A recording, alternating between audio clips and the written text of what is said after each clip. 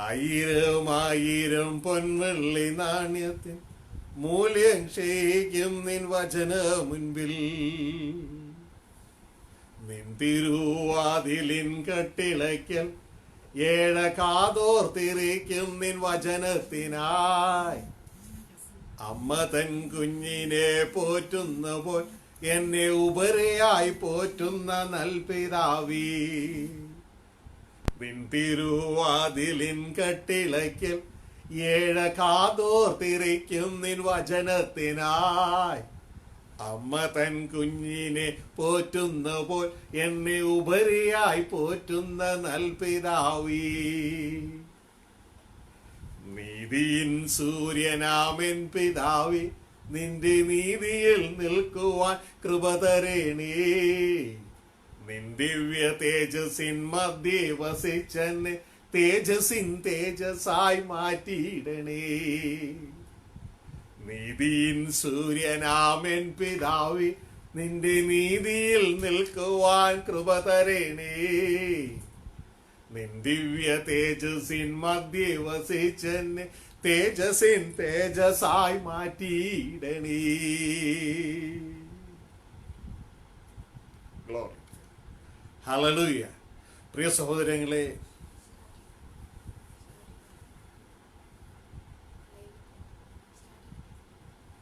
already started.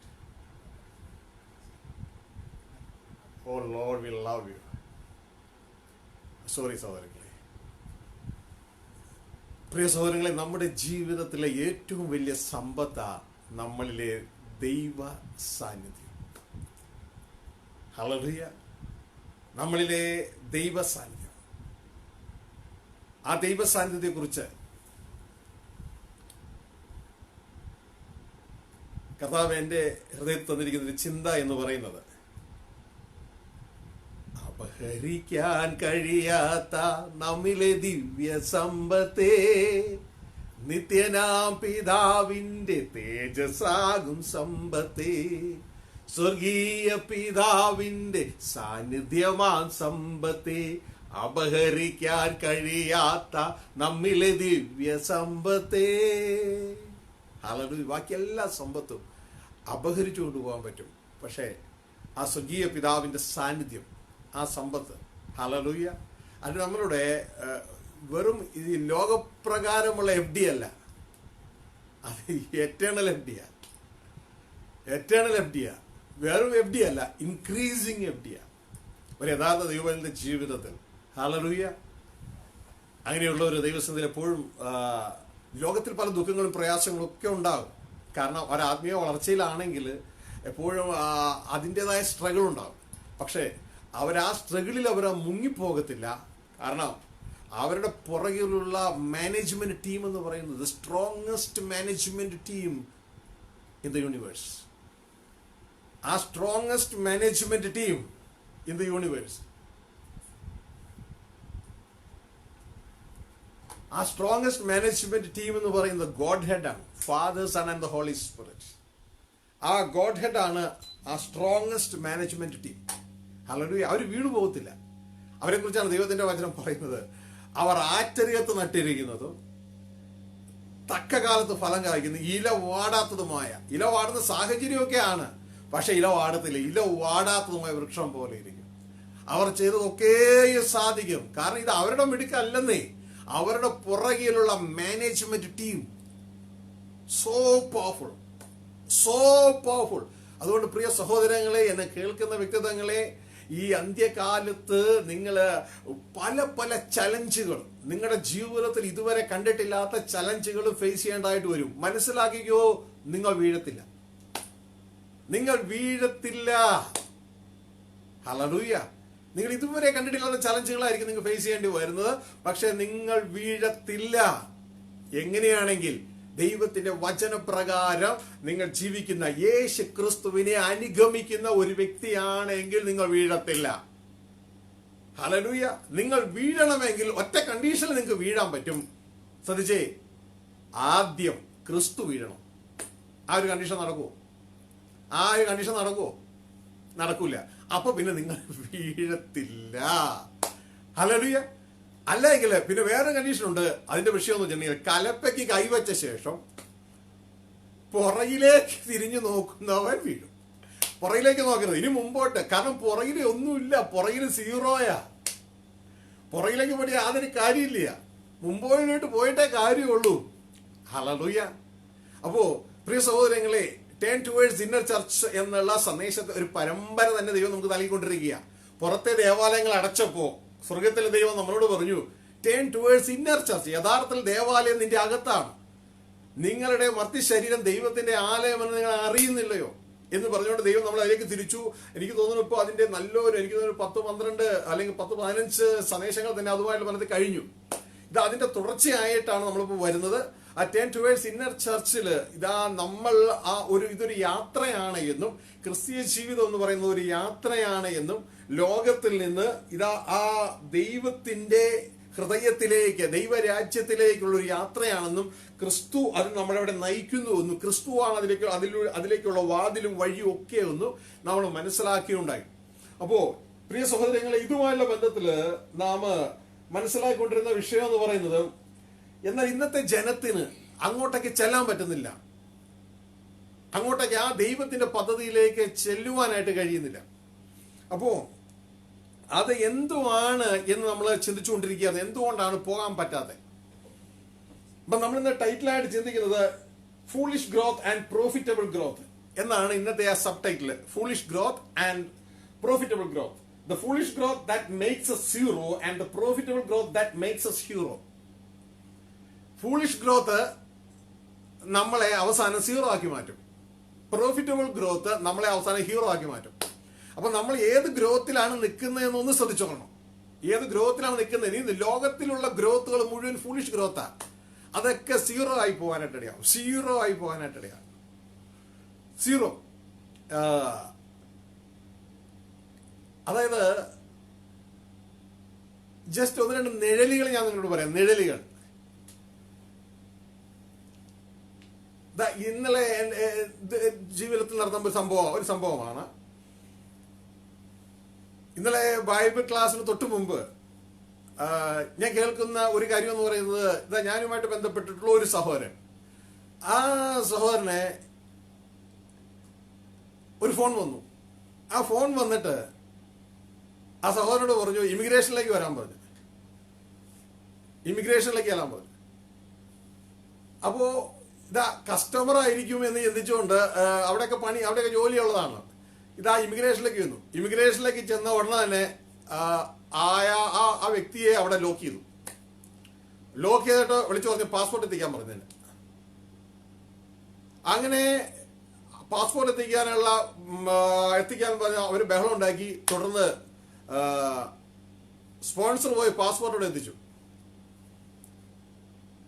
തുടർന്ന് ഞാൻ കേൾക്കുന്ന കാര്യം എന്ന് പറയുന്നത്, ഇനി ആ വ്യക്തിയെക്കുറിച്ച് ചിന്തിക്കേണ്ട, ആ ചാപ്റ്റർ അങ്ങ് ക്ലോസ് ചെയ്ത് തരും. ശരിക്കും പറഞ്ഞ ഒരു മരണതുല്യമായ ഒരവസ്ഥ. ഇനി ആ വ്യക്തി പുറം ലോകം കാണത്തില്ല. അതായത് ഞാനായിരിക്കുന്ന രാജ്യത്തെ മണ്ഡലത്തിലേക്ക് ഇനി കാണത്തില്ല അവിടെ. ശരിക്കും പറഞ്ഞ ഒരു മരണതുല്യമായ ഒരവസ്ഥ. കാരണം ഓരോ വ്യക്തി മരിക്കുമ്പോൾ ഇതേപോലെ തന്നെയാണ്. അതിന്റെ അർത്ഥം എന്ന് പറഞ്ഞാൽ എല്ലാം ആ വ്യക്തിയുടെ, നിങ്ങൾ ശ്രദ്ധിച്ചോ, നിങ്ങൾ ആരായിക്കോട്ടെ എന്തായിക്കോട്ടെ, പിന്നെ കാണത്തില്ല എങ്കിൽ നിങ്ങൾ ഇതുവരെ അധ്വാനിച്ച നിങ്ങളുടെ ബാങ്ക് അക്കൗണ്ടിൽ കിടക്കുന്നത് സ്പർശിക്കാൻ പറ്റില്ല. നിങ്ങളുടെ വീട്ടിലിരിക്കുന്ന പേഴ്സ് എടുക്കാൻ പറ്റത്തില്ല. അവിടെയുള്ള FD റെക്കോർഡുകൾ എടുക്കാൻ പറ്റത്തില്ല. ഒരു പരിപാടിയും പിന്നെ നടക്കത്തില്ല. ശരിക്കും പറഞ്ഞ ആള് മരിച്ചതിന് തുല്യമായി. ആർക്കും ഒന്നും ചെയ്യാൻ പറ്റില്ല. കഴിഞ്ഞ ഒരു സന്ദേശം ഞാൻ പറഞ്ഞു, വലിയൊരു ധനവാനായ വ്യക്തി അദ്ദേഹം ജീവിതത്തിന്റെ നമ്മളൊക്കെ ചിന്തിക്കും മനോഹര അവസ്ഥയിൽ നിൽക്കുന്നു എന്ന് ചിന്തിക്കുന്ന സമയത്ത് ദാരുണമായി കൊല്ലപ്പെട്ടു. അദ്ദേഹത്തിന്റെ സമ്പത്ത് ഇതെല്ലാം എന്ത് സംഭവിച്ചു? അവർക്കൊരു ഗ്രോത്ത് ഉണ്ടായിരുന്നു. ഏത് ഗ്രോത്ത് ആയിരുന്നു? Foolish growth. ഈ ലോകപ്രകാരമുള്ള ഒരു ദോഷത്വപരമായ ഗ്രോത്ത് ആയിരുന്നു. ഒരു നിമിഷം കൊണ്ട് അതൊക്കെ സീറോ ആയി. മനസ്സിലാവുന്നുണ്ട് സഹോദരൻ? ഒരു നിമിഷം കൊണ്ട് സീറോ ആകുന്ന ആ വളർച്ചയിലെല്ലാം നമ്മൾ വളരേണ്ടത് നാം വളരേണ്ടത് നമ്മളെ ഹീറോ ആക്കുന്ന ഒരു ഗ്രോത്ത് ദൈവം വെച്ചിട്ടുണ്ട്. ഹീറോ ആക്കുന്ന ഒരു ഗ്രോത്ത്, അതിൽ വേണം നാം നിൽക്കുവാൻ. വെറും മണ്ടത്തരത്തിൽ ജീവിക്കരുത്. ഇന്ന് മതം പലതും നമ്മളെ മണ്ടത്തരത്തിലേക്ക് കൊണ്ടുപോവുകയാണ്. മതത്തിലല്ല നമ്മൾ ജീവിക്കേണ്ടത്, വചനത്തിൽ വേണം ജീവിക്കാൻ. വചനത്തിൽ ക്രിസ്തു നമുക്ക് വെളിപ്പെടുത്തുന്ന വചനമുണ്ട്. ആ വചനത്തിൽ സ്റ്റാൻഡ് ചെയ്യുക, മനുഷ്യരെയൊക്കെ സ്നേഹിക്കുക, അവരെയൊക്കെ ബഹുമാനിക്കുക. പക്ഷേ ദൈവം തന്ന വചനം എന്ന പാറയിൽ വേണം നമ്മൾ നിൽക്കുവാനായിട്ട്. അപ്പോൾ പ്രിയ സഹോദരങ്ങളെ, നമ്മൾ ഇവിടെ എപ്പോഴും നമ്മൾ മനസ്സിലാക്കേണ്ടത്, ദൈവത്തിന് നമ്മളെ ഹീറോ ആക്കാനുള്ള ഒരു പദ്ധതിയുണ്ട്. Oh Lord, I love you. We give you glory. ദൈവത്തിന് നമ്മളെ ഹീറോ ആക്കാൻ ഒരു പദ്ധതിയുണ്ട്. ഈ പദ്ധതി നമ്മൾ അറിയണം. അറിഞ്ഞിട്ട് ആ ദൈവം നമുക്ക് വെച്ചിട്ടുള്ള ആ ഹെവൻലി കരിക്കുലം, ആ സ്വർഗീയ വിദ്യാഭ്യാസത്തിലൂടെ നമ്മൾ പോകണം. എങ്കിലേ നമ്മളവിടെ എത്തുകയുള്ളൂ. അല്ലാതെ ഇന്ന് ലോകം പറയുന്ന കാര്യങ്ങളല്ല ബൈബിൾ പറയുന്നേ. ലോകത്ത് വമ്പൻ കൂട്ടം ജനം ഇതാ ദൈവത്തെ അറിയാതെ ആയിരിക്കുന്നു. അവരിടയിൽ യേശു പ്രസംഗിച്ച ദൈവരാജ്യ സുവിശേഷം അറിയിച്ച യേശുവിനെ രക്ഷകനായി സ്വീകരിക്കാൻ അവരെ ആഹ്വാനം ചെയ്യേണ്ടത് ആവശ്യമാണ്. എന്നാൽ അപ്പോൾ തന്നെ ദൈവത്തെ അറിയുന്നുവെന്ന് പറയുന്ന ഒരു കൂട്ടം ജനം, അവർക്ക് ക്രിസ്ത്യാനികളെന്ന പേര്, അവരെ ദൈവത്തിന്റെ പദ്ധതി മനസ്സിലാക്കുന്നില്ല. ദൈവത്തിന്റെ പദ്ധതി മനസ്സിലാക്കാതെ അവര് യേശുവിനെ കർത്താവായി സ്വീകരിച്ചു. ഇതാ അവർ മുന്നോട്ടേക്ക് പോകുന്നു. അവർക്ക് പിതാവ് ഞങ്ങളെ കുറിച്ച് ആഗ്രഹിക്കുന്ന എന്താണ്, പിതാവിന്റെ ഇഷ്ടം എന്താണെന്ന് അറിയാതെ അവര് ഇതാ 3-4 പാട്ടൊക്കെ പാടി യേശുവിനെ ആരാധിച്ച് ഒരു സങ്കീർത്തനമൊക്കെ വായിച്ച് ഒരു ആശീർവാദമൊക്കെ പറഞ്ഞ് അവർ പോകുന്നു. പ്രിയ സഹോദരങ്ങളെ, പാട്ടുപാടുന്നത്, സങ്കീർത്തനം വായിക്കുന്നതും ഒക്കെ നല്ലതാണ്. പക്ഷേ കർത്താവ് യേശു പറയുന്നത്, എന്നെ കർത്താവെ കർത്താവ് എന്ന് പറയുന്നവനല്ല സ്വർഗ്ഗരാജ്യത്തിൽ കയറുന്നത്. ആ വ്യക്തിക്ക് രക്ഷിക്കപ്പെടാം കർത്താവ് എന്ന് പറയുമ്പോൾ, സൗജന്യമാണ് അതൊക്കെ. പക്ഷെ സ്വർഗരാജ്യം സൗജന്യമല്ല, രക്ഷ സൗജന്യമാണ്. സ്വർഗരാജ്യം സൗജന്യമല്ല, അത് നമ്മൾ അവകാശമാക്കേണ്ടതാണ്. ഈ ഒരു ബോധം നമുക്ക് വേണം. പിന്നെ നമ്മളെ അങ്ങോട്ടേക്ക് കൊണ്ടുപോകുമ്പോൾ നമ്മുടെ അപ്പനൊരു ഇഷ്ടമുണ്ട്, ഒരു താല്പര്യമുണ്ട്. അതിനു വേണ്ടിയാണ് ദൈവം നമ്മളെ ഈ ദൈവത്തിന്റെ സൃഷ്ടിയിൽ വളരെ ചെറിയൊരു ഭാഗമാണ് ഈ ഭൂമി എന്ന് പറയുന്നത്. അവിടെ ഇതാ ചെറിയൊരു കരയൊക്കെ ആക്കി അവിടെ നമ്മളെ പാർപ്പിച്ച് ഏകദേശം 6-7 കിലോമീറ്റർ ചുറ്റളവിൽ ഓക്സിജനൊക്കെ വെച്ച് ഇതാ മറ്റ് പ്ലാനറ്റിൽ ഇല്ലാത്ത രീതിയിലുള്ള ക്രമീകരണം, അത് പ്രത്യേകിച്ച് അതായത് വലിയ ചൂടും വരരുത്, വലിയ തണുപ്പും വരരുത്, പ്രത്യേകമായ എയർ കണ്ടീഷൻ ചെയ്ത് നമ്മളെ ഇവിടെ ആക്കി വെച്ചിരിക്കുക. ഈ അറ്റ്മോസ്ഫിയർ ഒന്ന് മാറിയാൽ മതി, ഇച്ചിരി തണുപ്പ് കൂടിയാൽ മതി, നമ്മളൊക്കെ ഐസ് പോലെ ആയിപ്പോ. ഇച്ചിരി ചൂട് കൂടിയാൽ മതി, നമ്മൾ കരിഞ്ഞു പോകും. നമ്മളെല്ലാം സൂക്ഷിച്ച് ഇവിടെ വെച്ചിരിക്കുകയാണ്. ഇത് ദൈവത്തിനൊരു ഇഷ്ടം ചെയ്തെടുക്കാൻ വേണ്ടിയാണ് ദൈവം ഇത് ചെയ്തിരിക്കുന്നത്. അപ്പൊ അത് മറന്നു പോകരുത്. ഞങ്ങളുടെ ഇവിടുത്തെ രാവിലത്തെ ധ്യാനം എന്ന് പറയുന്നത് ഏഷ്യ പ്രവാചകന്റെ പുസ്തകം 1-ാം അധ്യായം. അവിടെ ദൈവം നമ്മളോട് പറയുന്ന ഒരു കാര്യം, നമ്മളോട് പറയുന്നില്ല, ജനറലി പറയുന്ന ഒരു കാര്യം, തൻ്റെ ദുഃഖം ദൈവം അറിയിക്കുക. അപ്പൊ നിങ്ങൾ വിചാരിക്കും ദൈവത്തിന് ദുഃഖമുണ്ടോ? പിന്നെ ദൈവത്തിന് ദുഃഖമുണ്ട്. ദൈവത്തിന് ദുഃഖമുണ്ടെങ്കിൽ നമ്മൾ വിചാരിക്കും നമുക്ക് മാത്രമേ ദുഃഖമുള്ളൂ എന്നല്ലേ. ദൈവത്തിന് ദുഃഖമുണ്ട്. ദൈവത്തിന് ദുഃഖം എന്ന് പറഞ്ഞാൽ വേറെ ഒന്നുമല്ല, നമ്മളെക്കുറിച്ച് ഓർത്തിട്ടാ. ഇന്ന് പല പിതാക്കന്മാരും പലപ്പോഴും എന്നോട് പറയുന്നൊരു കാര്യം, ദേവാസനം പ്രാർത്ഥിക്കണം, എന്ത് ചെയ്യണമെന്ന് എനിക്ക് അറിയത്തില്ല, എങ്ങനെയാണെന്ന് അറിയത്തില്ല. ഞങ്ങൾ മക്കളെയൊക്കെ വളർത്തി, അവർ ചെറുപ്പത്തിൽ കുഴപ്പമൊന്നും ഉണ്ടായില്ല. ഒരു സമയം കഴിഞ്ഞപ്പോൾ അവരെ കുറച്ച് തടി കാര്യങ്ങളൊക്കെ വെച്ച് കഴിയുമ്പോൾ അവൻ എൻ്റെ നേരെ കൈ ഉയർത്താൻ തുടങ്ങിയിരിക്കുന്നു, എന്നെ അനുസരിക്കുന്നില്ല, പല പല പല കംപ്ലൈന്റുകളാണ്. അതായത് അതിനെ അപ്പൻ്റെ ഇഷ്ടത്തിലേക്ക് മൂവ് ചെയ്യുന്നതേ ഇല്ല. സ്വർഗത്തിലെ ദൈവവും ഇതൊരു വിധം കുഞ്ഞുങ്ങൾക്കൊന്നും മനസ്സിലാകണമെന്നില്ല. പക്ഷെ ഒരുവിധം പ്രായകർ അപ്പൻ്റെ അമ്മയുടെ ലെവലിലേക്ക് എത്തിക്കഴിഞ്ഞവർക്ക്, നിങ്ങളുടെയൊക്കെ മക്കള് ഒരു 12ാം ക്ലാസ് 10 ആ ലെവലിൽ കഴിഞ്ഞാൽ നിങ്ങൾക്ക് ഈ ഒരു ചിന്ത വരും. അപ്പോഴേ ഇത് മനസ്സിലാകത്തുള്ളൂ. അതായത് ദൈവത്തിന്റെ അതേ ചിന്ത, ദൈവം അവിടെ പറയുന്ന ഒരു ചിന്ത എന്ന് പറയുന്നത്, അതായത് നിങ്ങൾക്കറിയാലോ, ഏറ്റവും വലിയ പ്രവാചക പുസ്തകമാണ് ഏഷ്യ പ്രവാചക പുസ്തകം. വലിയ പ്രവാചകന്മാരും ചെറിയ പ്രവാചകന്മാരും ഉണ്ട്.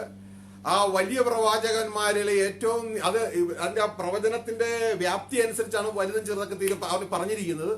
അപ്പോ ഏറ്റവും വലിയത് യെശയ്യാ പ്രവാചന പുസ്തകമാണ്. ആ യെശയ്യാ പ്രവാചന പുസ്തകം തുടങ്ങുന്നത് തന്നെ ദൈവം ദുഃഖം പറഞ്ഞുകൊണ്ടാണ് തുടങ്ങുന്നത് തന്നെ. യെശയ്യാ പ്രവാചന പുസ്തകം 1-ാം അധ്യായം അതിന്റെ 2-ാം വാക്യത്തിൽ ഒന്നാം വാക്യം ആർക്ക് എഴുതുന്നു എന്നുള്ളതാണ്. പിന്നെ എന്നിട്ട് പറയാണ് 2-ാം വാക്യം കംപ്ലൈന്റും പറഞ്ഞുകൊണ്ടാണ് തുടങ്ങുന്നത്. ദൈവത്തിന്റെ കംപ്ലൈന്റ് ദൈവം ആരോട് കംപ്ലൈന്റ് പറയാനാ? ദൈവം ആരോട്? എനിക്കിപ്പോ ഒരു കംപ്ലൈന്റ് ഉണ്ട്, എനിക്ക് കുറവുണ്ട്, ഞാൻ എന്റെ ഭാര്യയോട് പറയും. അല്ലെങ്കിൽ ഞാൻ ഭാര്യയ്ക്ക് ഒരു കംപ്ലൈന്റ് ഉണ്ടെങ്കിൽ ഞാനിപ്പോ എന്നോട് പറയും. ദൈവം ആരോടാ പറയാ? ദൈവം നോക്കുമ്പോ ഇതാ ആകാശവും ഭൂമിയും. അപ്പൊ ദൈവം ആരോടെങ്കിലും പറയണ്ടേ? സാധാരണ അയൽക്കത്ത് സ്ത്രീകളുണ്ടെങ്കിൽ അയൽക്കത്ത് മതിലിൽ കൂടി അപ്പുറത്തവരോട് പറയും, അവർ ഇപ്പുറത്തവരോട് പറയും. ദൈവം ആരോടാ പറയാ? ദൈവം നേരെ പറയാ, ആകാശത്തോടും പറയാ, ഭൂമിയോടും പറയാണ് ആകാശമേ കേൾക്ക, ഭൂമിയെ ചെവി തരിക, യഹോവ അരുളി ചെയ്യുന്നു. എന്താണ് പ്രശ്നം? എന്താണ് ദൈവത്തിന്റെ പ്രശ്നം? മക്കളാണ്. ഇന്ന് മക്കള് പ്രശ്നമായിട്ടുള്ളവരൊക്കെ ശ്രദ്ധിച്ചോ. ദൈവത്തിന് ഇതേ പ്രശ്നമാണ്. കാരണം മക്കളെ ഞാൻ പോറ്റി വളർത്തി. കാരണം ദൈവത്തിനൊരു സ്വപ്നമുണ്ട് ഈ മക്കളെ കുറിച്ച്. അവരെ ഞാൻ എങ്ങനെ വളർത്തുന്നേ? പോറ്റി വളർത്തുകയാ. കാരണം ദൈവത്തിന്റെ സ്വപ്നം നിവർത്തിക്കാൻ വേണ്ടി മക്കളെ പോറ്റി വളർത്തുകയാ. ആ പോറ്റി വളർത്തി. പക്ഷെ അവരോ എന്നോട് മത്സരിച്ചിരിക്കുന്നു. ഇപ്പൊ ദൈവത്തിന്റെ ആ ഇഷ്ടത്തിനൊന്നും അവർക്ക് യാതൊരു താല്പര്യമില്ല. അപ്പൊ ദൈവം മക്കൾക്ക് വേണ്ടി വെച്ച പ്ലാൻ എന്ന് പറയുന്നത് ദൈവത്തിന്റെ ഹൃദയത്തിലെ ആഗ്രഹത്തിനൊത്തവണ്ണം ഈ മക്കൾ എത്തിച്ചേരണം. പക്ഷേ മക്കള് വളർന്ന സാഹചര്യം എന്ന് പറയുന്നത് തിന്മ നിറഞ്ഞൊരു സാഹചര്യത്തിലാണ് മക്കൾ വളരുന്നത്. ആ മക്കളെയും കൊണ്ട് തിന്മ വലിച്ചുകൊണ്ട് പോയി. ഇപ്പൊ മക്കളുടെ ഹൃദയം നിറയെ തിന്മയാണ്. അവർക്കിപ്പോ അപ്പന്റെ സ്വപ്നമല്ല, അവർക്ക് സ്വന്തം സ്വപ്നം. അപ്പൻ നമ്മളെ വളർത്തിയത് അപ്പന്റെ സ്വപ്നം നിർവഹിക്കാനാണ്. പക്ഷെ നമ്മളിപ്പോ ആയിരിക്കുന്നത് സ്വന്തം സ്വപ്നത്തിലേക്കാണ്. ഇതാണ് വിഷയം. അപ്പോ ഈ മോനെ അല്ലെങ്കിൽ മോളെ ഈ പ്ലാനറ്റില് ഓക്സിജനും നല്ല അന്തരീക്ഷവും നല്ല വീടും എല്ലാം കൊടുത്ത് എല്ലാ ക്രമീകരണവും കൊടുത്ത് വളർത്തി.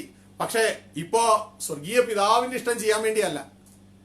മകനെ അല്ലെങ്കിൽ മകളെ ചെറുപ്പം മുതലേ കാര്യങ്ങളെല്ലാം എടുത്ത് വളർത്തി LKG UKG ഒക്കെ പഠിപ്പിച്ച് വലിയ ആ ലെവലിലേക്ക് കൊണ്ടുവന്ന് അവസാനം അപ്പന്റെ ഇഷ്ടം പറഞ്ഞപ്പോ ആ മോൻ അല്ലെങ്കിൽ മോൾ അത് മൈൻഡ് പോലും ചെയ്യുന്നില്ല. കഴിഞ്ഞൊരു ദിവസം അമ്മ കംപ്ലൈന്റ് പറഞ്ഞൊരു കാര്യമാണ്. തന്റെ മോനെ വളർത്തി കൊണ്ടുവന്ന് അവനെ എവിടെയോ ബാംഗ്ലൂരോ മറ്റെവിടെയോ പഠിപ്പിക്കാനായിട്ട് വിട്ടു. പഠിച്ചു കഴിഞ്ഞതിന് ശേഷം എന്തോ ഒരു ജോലിക്ക് കയറി. പിന്നെ ഈ അമ്മയെ ആ മകനൊന്ന് വിളിക്കുക പോലുമില്ല. അമ്മ വിളിച്ചാൽ ഫോൺ പോലും എടുക്കത്തില്ല. അമ്മ വളരെ സങ്കടത്തോടുകൂടെ ആ മകനെ കുറിച്ച് പറയുക. ഒന്ന് ഫോണെങ്കിലും ഒന്ന് എടുത്തിരുന്നെങ്കിൽ. പ്രിയ സഹോദരങ്ങളെ, മനസ്സിലാക്കിക്കോ, ഇത് ദൈവത്തിന്റെ ദുഃഖം. ഇന്ന് നമ്മൾ പലരോടും പലതും ദൈവം പറയുന്നുണ്ട്. പക്ഷേ അത് നമുക്ക് കേൾക്കാൻ പോലും പറ്റുന്നില്ല. അത്രയും നമ്മുടെ ഹൃദയം മാറിപ്പോയി. അത്രയും നമ്മുടെ ഹൃദയം ദൈവത്തിൽ നിന്ന് മാറിയിരിക്കുകയാണ്. ലോകത്തിലേക്ക് തിരിഞ്ഞുപോയി. അപ്പം പറയുന്നുണ്ട്, മക്കളെ, ലോകത്തെയോ ലോകത്തുള്ളതിനെ നീ സ്നേഹിക്കല്ലേ, അത് നിനക്ക് അപകടമാണ്. അത് അവിടെയുള്ള നിന്റെ വളർച്ച മുഴുവൻ സീറോ പ്രോഫിറ്റബിൾ ഗ്രോത്ത് ആണ്. അത് ഫൂളിഷ് ഗ്രോത്ത് ആണ്. അത് നിന്നെ വട്ടപൂജ്യമാക്കി കളയും. അപ്പൊ പ്രിയ സഹോദരങ്ങളെ, ഇന്ന് രാവിലെ പറഞ്ഞത് നമ്മൾ അതുപോലെ ആകരുത്. നമ്മൾ അപ്പന്റെ സ്വപ്നം നിവർത്തിക്കാൻ വേണ്ടി ആയിരിക്കണം. അങ്ങനെ ഉള്ളവരെ കുറിച്ച് കർത്താവിന്റെ വചനം പറയുന്നത്, എന്റെ പിതാവിന്റെ സ്വപ്നം നിവർത്തിക്കുന്നവരാണ് സ്വർഗരാജ്യം അവകാശമാക്കുന്നത്. കാരണം അതിലേക്കാണ് നമ്മൾ എത്തുന്നത്. നമുക്ക് അതായത് നിയർ ഹോപ്പും ഉണ്ട്, ഫൈനൽ ഹോപ്പും ഉണ്ട്. മനസ്സിലായോ? ഇപ്പൊ ദേവദാസനെ എനിക്ക് മുമ്പ് സംസാരിച്ച ദേവദാസൻ അദ്ദേഹം പറഞ്ഞ ആ ചിന്ത നമ്മുടെ നിയർ ഹോപ്പിനെ കുറിച്ചാണ്. നിയർ ഹോപ്പ്, അടുത്തുള്ള പ്രത്യാശ. എന്താണ് അടുത്തുള്ള പ്രത്യാശ? യേശു ക്രിസ്തു കടന്നു വരും. ഇതാണ് നമ്മുടെ അടുത്തുള്ള പ്രത്യാശ. അത് നമ്മളുടെ ഫൈനൽ ഹോപ്പ് അല്ല. നമ്മുടെ ഫൈനൽ ഹോപ്പ് എന്ന് പറയുന്നത് നാം ഇളകാത്ത രാജ്യം പ്രാപിക്കുന്നത് കൊണ്ട്. എന്ത് രാജ്യം? ഇളകാത്ത രാജ്യം. യേശുക്രിസ്തു വന്ന് ഇവിടെ ഭൂമിയെ വാഴുന്ന രാജ്യം ഇളകുന്ന രാജ്യം തന്നെയാണ്. അതുകൊണ്ട് നമ്മളുടെ ഹോപ്പ് നിയർ ഹോപ്പ് ആയിരിക്കരുത്, അതായത് ഫൈനൽ ഹോപ്പ് ആയിരിക്കണം. ഫൈനൽ ഹോപ്പിലേക്കാണെങ്കിൽ ബാക്കി അതിൻ്റെ ഇടയിലുള്ള എല്ലാ ഹോപ്പുകളും നമ്മുടെ ജീവിതത്തിൽ നിവൃത്തീകരിക്കപ്പെടും. ഫൈനൽ ഹോപ്പ് അതാണ് ഇളകാത്ത രാജ്യം. യേശുക്രിസ്തു കടന്നു വന്നു, നമ്മളെ ചേർത്തു, ഇത് 1000 വർഷം ഭൂമിയെ വാഴുന്നു. ആ ഭൂമിയെ ഇളക്കിക്കളയും പിതാവ്. ആ ഭൂമിയൊക്കെ ഇളക്കിക്കളയും. അപ്പോൾ അത് നമ്മുടെ നിയർ ഹോപ്പ് മാത്രമാണ്. എന്നാൽ നമ്മുടെ ഫൈനൽ ഹോപ്പ് ഉണ്ട്, ഇളകാത്ത രാജ്യം നാം പ്രാപിക്കും. അതുകൊണ്ടാണ് നമ്മൾ ഭക്തിയോടെ ദൈവത്തെ സേവ ചെയ്യുക എന്ന് പറയുന്നത്. ആ ഇളകാത്ത രാജ്യത്തിൽ പിതാവും പുത്രനും ഒരുമിച്ച് വാഴും. മനസ്സിലായോ? പിതാവും പുത്രനും ഒരുമിച്ച് വാഴും. ഹല്ലേലൂയ. അവിടെ അതുകൊണ്ടാണ് വെളിപ്പാട് ദിവസം 22-ാം അധ്യായത്തിൽ കാണുന്നത് ദൈവത്തിന്റെയും കുഞ്ഞാടിന്റെയും സിംഹാസനം. അപ്പൊ രണ്ടുപേരും ഒരുമിച്ച് വാഴും. ആ ദൈവത്തിന്റെ കുഞ്ഞാടിന്റെ സിംഹാസനം എന്ന് പറയുമ്പോൾ അതേ സിംഹാസനത്തിൽ തന്നെ ആ പുത്രന്റെ ഉള്ളിൽ നമ്മളും ഉണ്ടാവും. That is our final hope. അങ്ങോട്ടേക്ക് നമ്മൾ ദർശനം വെക്കണം. അല്ലാതെ ഇന്ന് ഷോർട്ട് സൈറ്റഡ് ആയിട്ടുള്ള ആളുകളുണ്ട്. ഷോർട്ട് സൈറ്റ്, അവർക്ക് ഈ യേശുവിന്റെ വരവ് വരെ അവർ പ്രത്യാശ വയ്ക്കുന്നുള്ളൂ. എന്നാൽ ഫൈനൽ ഹോപ്പിലേക്ക് പ്രത്യാശ വെച്ച് കഴിഞ്ഞാൽ അതിന്റെ ഉള്ളിൽ യേശുവിന്റെ വരവ് അതിൻ്റെ ഉള്ളിലുണ്ട്. മനസ്സിലാവുന്നുണ്ടോ? ഹല്ലേലൂയ. അപ്പോൾ നിങ്ങളുടെ ദൈവദാസന്മാർ പ്രത്യേകിച്ച് കേൾക്കുന്നുണ്ട്, നിങ്ങളുടെ അറിവിലേക്ക് വേണ്ടി ഈ കാര്യം അറിയിച്ചതാണ്. ഹല്ലേലൂയ. ഇതൊക്കെ നിങ്ങൾക്ക് മനസ്സിലായി കഴിഞ്ഞാൽ ബൈബിളിലെ ട്രാൻസ്ലേഷൻ മിസ്റ്റേക്കുകൾ പലതും നിങ്ങൾക്ക് പിടിക്കാൻ പറ്റും. അല്ല എങ്കിൽ യേശു വരെ കൊണ്ടുവന്ന് നമ്മൾ അവിടെ ലോക്ക് ചെയ്യും, അതിന്റെ അപ്പുറത്തേക്ക് വിടത്തില്ല. ഹല്ലേലൂയ. അപ്പോൾ ദൈവം അനുവദിക്കുന്നെങ്കിൽ നമ്മുടെ വ്യാഴാഴ്ചത്തെ ക്ലാസ്സുകളിൽ ഇത് വ്യാഴാഴ്ചത്തെ ബൈബിൾ ക്ലാസ് ഉണ്ടല്ലോ, ഗോഡ് സ്പ്ലിറ്റ് ഓപ്പറേഷൻ, അതിൽ ഇതൊക്കെ വരുന്നുണ്ട്. ഇനി പുറമേ വരുന്നുണ്ട്. എസ്പെഷ്യലി ദൈവദാസന്മാർക്ക് അത് വലിയൊരു അനുഗ്രഹമാണ്. ദൈവജനവും അതനുസരിച്ച് വളരുന്നുവെങ്കിൽ നിങ്ങൾക്കും അത് അനുഗ്രഹമായിരിക്കും. ഇതിനു മുമ്പ് ഗോഡ് സ്പ്ലിറ്റ് ഓപ്പറേഷൻ ഏകസത്യദൈവമായ പിതാവിനെയും പിതാവ് അയച്ച ക്രിസ്തുവിനെയും കുറിച്ച് അറിയുന്നതാണ് നിത്യജീവൻ എന്ന് യേശു പറഞ്ഞ ആ സംഭവം. ആ നിത്യജീവനിൽ വളരണമെങ്കിൽ ഈ സ്പ്ലിറ്റ് ഓപ്പറേഷൻ നമ്മൾ മനസ്സിലാക്കിയിരിക്കണം. ഈ split operation, God split operation, അത് മനസ്സിലായെങ്കിൽ നമുക്ക് നിത്യജീവനിൽ വളരാൻ പറ്റും. അല്ലെങ്കിൽ നമുക്ക് പാട്ടിൽ വളരാം, ആരാധനയിൽ വളരാം, പ്രാർത്ഥനയിൽ വളരാം. ആത്മീയ വളർച്ചയിൽ നിത്യജീവനിൽ വളരാൻ കഴിയുകയില്ല. ഗ്ലോറി. നിത്യജീവൻ നാം വളരണം. കർത്താവ് പറഞ്ഞൊരു കാര്യം, ഞാൻ വന്നത് നിങ്ങൾക്ക് ജീവൻ തരാൻ വേണ്ടി മാത്രമല്ല, അതിൽ വളർത്തിയെടുക്കാനാണ് വന്നത്. വളർത്തിയെടുക്കാൻ, അത് സമൃദ്ധമായി തരാനാണ് വന്നത്. അതുകൊണ്ട് പ്രിയ സഹോദരങ്ങളെ, അതുകൊണ്ട് കർത്താവ് യേശു ക്രിസ്തു നമുക്ക് കാണിച്ച ആ മാതൃക നമ്മൾ പിന്തുടരുന്നത് പ്രത്യേകിച്ച് ഓർപ്പിക്കുകയാണ്. അപ്പോൾ നമ്മളെല്ലാവരും ആ പിതാവ് ഏത് സ്വപ്നത്തിനാണ് നമ്മൾ വളർത്തിയെടുത്തത് അതിലേക്ക് നമ്മൾ എത്തിച്ചേരണം. ഹല്ലേലൂയ. അതിലേക്ക് നമ്മൾ എത്തിച്ചേരണം. അതിൽ നിന്ന് നമ്മൾ മാറിപ്പോകാനായിട്ട് ഇടയാകരുത്. ഹല്ലേലൂയ. അതിൽ നിന്ന് മാറിപ്പോകാനായിട്ട് ഇടയരുത്. ഈ പിതാവ് ഇതോടെ ദുഃഖിക്കുന്ന ആ ദുഃഖം ഉണ്ടല്ലോ, ആ ദുഃഖം പറയുകയാണ്. എന്നിട്ട് പറയാണ്, കാളയും കഴുതയും നിന്നേക്കാൾ മെച്ചമാണെന്ന്. പലപ്പോഴും പല മാതാപിതാക്കന്മാർ പറയാറില്ല മക്കളെ നോക്കിയിട്ട്, എടാക്കെ നിന്നെയൊക്കെ വെച്ച സമയത്ത്, നിന്നെയൊക്കെ വളർത്തിയ സമയത്ത് 2 വാഴ വെച്ചിരുന്നെങ്കിൽ. ഇതൊക്കെ പല കേട്ടിട്ടില്ലേ? ഞാനതൊക്കെ കേട്ടൊക്കെ അവിടെ ഇവിടെയൊക്കെ കേട്ടൊക്കെ വളർന്നത്. നിങ്ങൾ കേട്ടണമെന്ന് എനിക്കറിയത്തില്ല. ശ്രദ്ധിച്ചേ, ഇവിടെ പറയുന്ന ഒരു കാര്യം, പിതാവ് ഇത് തന്നെ പറയുന്നേ, കാള തന്റെ ഉടയവനെയും കഴുത തന്റെ യജമാന്റെ പുൽത്തൊട്ടിയും അറിയുന്നു. മൃഗം നിന്നേക്കാ ഭേദാന്ന് ഈ പറയണേ. കാളയ്ക്കും കഴുതയ്ക്കും യജമാനെയും ഇതാ പുൽത്തൊട്ടിയെ അറിയാം. ഇന്ന് ഞങ്ങൾ ഇവിടെ പ്രബോധനം കഴിയുമ്പോൾ ഞാൻ ഒറ്റയ്ക്ക് അവസാനിപ്പിക്കുകയല്ല, ഇവിടെ ഉള്ളവരോട് ചോദിക്കും നിങ്ങൾക്ക് എന്താ മനസ്സിലായത്. അപ്പോൾ ഇവിടെയുള്ള ഒരാൾ എന്നോട് പറഞ്ഞൊരു കാര്യം, നമ്മൾ മൃഗങ്ങളെ പോലെ ആയിരിക്കണം. ഞാൻ പറഞ്ഞു, അയ്യോ അങ്ങനെയല്ല, അതിന്റെ അർത്ഥം നമ്മള് മൃഗങ്ങളെ പോലെ ആകാനല്ല ദൈവം പറഞ്ഞ്. അതിന് ദൈവം വേറൊരു സെൻസിൽ പറഞ്ഞ മൃഗം നിന്നേക്കാൾ മെച്ചമാണ്. അതിനറിയാം അതിന്റെ യജമാനെയും അതിന്റെ പുൽത്തൊട്ടിയൊക്കെ. പക്ഷെ അത്രയും പോലും നിങ്ങൾക്ക് അറിയത്തില്ലല്ലോ എന്നർത്ഥം പറഞ്ഞതാ. നമ്മളൊരിക്കലും മൃഗത്തെ പോലെയല്ല, അതിന് ഒരേ ആയുസേ ഉള്ളൂ. നമുക്ക് അങ്ങനെയല്ല. നമുക്ക് നിത്യമായ ആയുസാണ്. അതിലേക്ക് നമ്മൾ പ്രവേശിക്കണം. ഈ ഒരു ചെറിയ ജീവിതം കഴിഞ്ഞാൽ നമുക്ക് നിത്യമായ ജീവിതം അടുത്ത കിടക്കുക. ഹല്ലേലൂയ. അത് ഐദർ എറ്റേണൽ ഹെല്ലിലായിരിക്കാം അല്ലെങ്കിൽ എറ്റേണൽ ഹെവനിലായിരിക്കാം. ഹല്ലേലൂയ. അപ്പൊ പ്രിയ സഹോദരങ്ങളെ, നമ്മളുടെ കുറിച്ചുള്ള ദൈവത്തിന്റെ സ്വപ്നം മനസ്സിലാക്കി അതനുസരിച്ച് ജീവിക്കണം. ഇതുകൊണ്ട് കർത്താവ് ഇവിടെ വന്നപ്പോൾ ഇങ്ങനെ പറഞ്ഞ്, ഞാൻ എന്റെ ഇഷ്ടം ചെയ്യാനല്ല വന്നത്. പക്ഷെ നമ്മളൊക്കെ ആരുടെ ഇഷ്ടം ചെയ്യാൻ നിൽക്കണം? ഇവിടെ നമ്മുടെ ഇഷ്ടം ചെയ്യാൻ. അതാണ് തെറ്റ്. അതാണ് നമ്മുടെ പ്രശ്നം എന്ന് പറഞ്ഞാൽ അതാണെന്നേ. കർത്താവ് വന്നിട്ട് പറയാണ്, ഞാൻ എന്നെ അയച്ച എന്റെ പിതാവിന്റെ ഇഷ്ടം ചെയ്യാനാണ് ഞാൻ ഇവിടെ നിൽക്കുന്നത്. പിതാവിന്റെ ഇഷ്ടം. അപ്പോ പ്രിയ സഹോദരങ്ങളെ, കർത്താവ് നല്ലൊരു മോഡലാണ്. കർത്താവ് നല്ലൊരു മാതൃകയാണ്. ഹല്ലേലൂയ. നിങ്ങൾ ആരെങ്കിലും എന്നോട് ചോദിച്ചാൽ എന്റെ ഹീറോ ആരാന്ന് ഞാൻ പറയാം, എന്റെ ഹീറോ എന്ന് വെച്ചാൽ വേറെ ആരും യേശു ക്രിസ്തു. എന്റെ ഹീറോ, എന്റെ കർത്താവ്, എന്റെ രക്ഷകൻ, ഇതാ വചനമാകുന്ന ക്രിസ്തുവാ എൻ്റെ ഹീറോ. ഹല്ലേലൂയ. ആ നല്ലൊരു മാതൃകയാണ് നമുക്ക് കർത്താവ് കാണിച്ചു തന്നിട്ട് പോയിരിക്കുന്നത്. അപ്പോൾ ആ കർത്താവിൻ്റെ വാക്കുകൾ, കർത്താവിൻ്റെ ചിന്ത, കർത്താവ് തൻ്റെ ജീവിതം എങ്ങനെ യാഗമാക്കി? കർത്താവ് തൻ്റെ ജീവിതം തനിക്ക് വേണ്ടിയല്ല യാഗമാക്കിയ, കർത്താവ് തൻ്റെ ജീവിതം പിതാവായ ദൈവത്തിന് വേണ്ടി യാഗമാക്കി. ഇതായിരിക്കണം നമ്മുടെ ജീവിതം. ഇതാ ദൈവത്തിന്റെ വചനം പറയുന്നൊരു കാര്യമുണ്ട് പ്രിയ സഹോദരങ്ങളെ. 1 കൊരിന്ത്യർ 8-ാം അധ്യായം 6-ാം വാക്യത്തിലാണ് ഞാൻ ചിന്തിക്കുന്നു.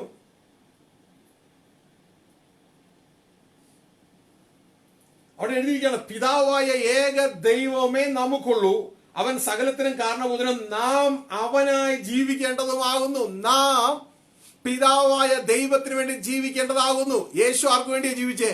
പിതാവായ ദൈവത്തിന് വേണ്ടിയല്ലേ? അങ്ങനെയെങ്കിൽ പ്രിയ സഹോദരങ്ങളെ, നമ്മൾ ആർക്ക് വേണ്ടി ജീവിക്കണം? നമുക്ക് വേണ്ടിയോ നമ്മളെ സൃഷ്ടിച്ച ദൈവത്തിന് വേണ്ടി ജീവിക്കണോ?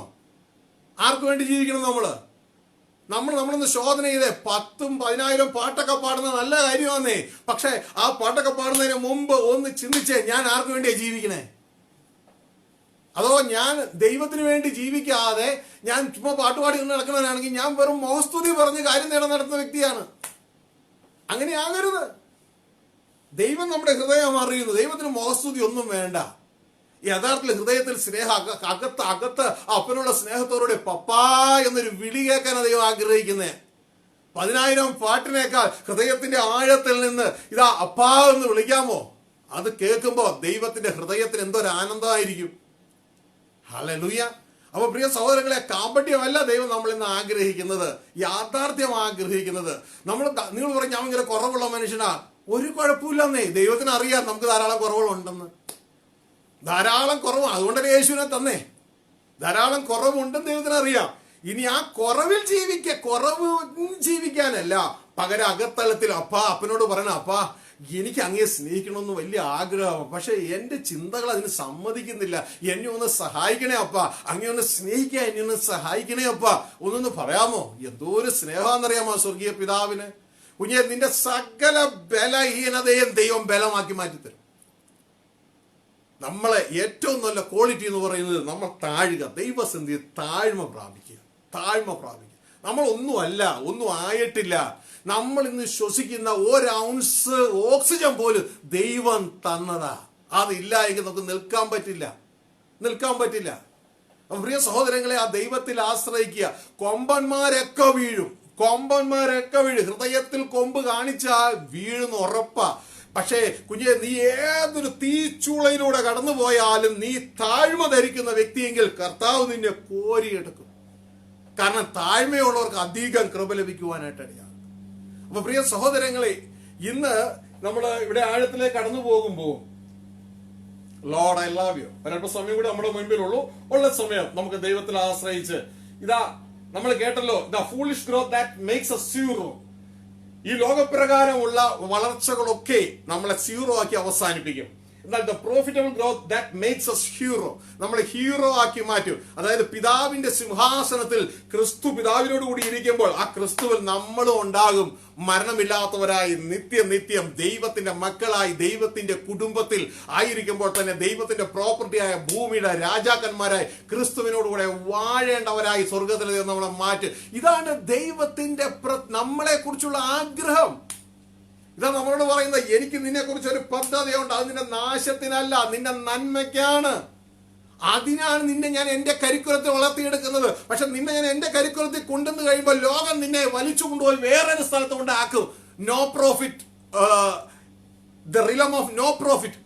ഒരു മണ്ഡലത്തിൽ കൊണ്ടേ ആക്കും. അവിടെ ഒരു പ്രോഫിറ്റും ഇല്ല. നീ ഭയങ്കര അധ്വാനിച്ച് ധാരാളം ടെൻഷനും കാര്യങ്ങളും ഒക്കെ ആയി എല്ലാം അവിടെയും കൂട്ടി ഇവിടെയും കൂട്ടി എല്ലാം ചെയ്ത് അവസാനം പെട്ടെന്നായിരുന്നു പോകുന്ന വഴിക്കാണ് പെട്ടെന്നൊരു നെഞ്ചുവേദന വന്നു, പെട്ടെന്നൊരു സ്ട്രോക്ക് വന്നു, പെട്ടെന്നൊരു ആക്സിഡന്റ് വന്നു, പെട്ടെന്ന് ഇതാ എന്തെങ്കിലും സംഭവിച്ചു. പെട്ടെന്നായിരുന്നു എല്ലാം. ഞാൻ ആദ്യം പറഞ്ഞതുപോലെ പെട്ടെന്നായിരുന്നു. ഇതാ ഇമിഗ്രേഷനിലേക്ക് വന്നു. ഇനി ലോകം നീ കാണത്തില്ല. ഫിനിഷ്. ആ വ്യക്തിയുടെ ബാങ്ക് അക്കൗണ്ട് അവസാനിച്ചു. ആ വ്യക്തിയുടെ സകലത് 1 മിനിറ്റ് കൊണ്ട് മരണതുല്യമായി മാറി. അപ്പൊ പ്രിയ സഹോദരങ്ങളെ, our life is so fragile in this world. വളരെ ഡെലിക്കേറ്റാ. ഏത് സമയവും ഇത് എന്ത് സംഭവിക്കാം. Uncertain life. ഏത് സമയം എന്ത് സംഭവിക്കാം. പക്ഷേ പ്രിയ സഹോദരങ്ങളെ, നിങ്ങൾക്കൊരു പ്രത്യാശ. ആ പ്രത്യാശ നിങ്ങൾക്ക് ദൈവവചനത്തിലൂടെ ഒന്ന് കാണിച്ചു തരാനായിട്ട് ആഗ്രഹിക്കുക, ഒരു ഡെമോൺസ്ട്രേഷനിലൂടെ ഒന്ന് കാണിച്ചു തരാനായിട്ട് ആഗ്രഹിക്കുക. അതായത് കർത്താവ് യേശു പറഞ്ഞു, 0 പ്രോഫിറ്റ് റിലവ് ഉണ്ട് നിങ്ങളുടെ ജീവിതത്തിൽ. അതോടൊപ്പം തന്നെ നിങ്ങളുടെ ജീവിതത്തിൽ പ്രോഫിറ്റ് ഉള്ള റിലവ് ഉണ്ട്.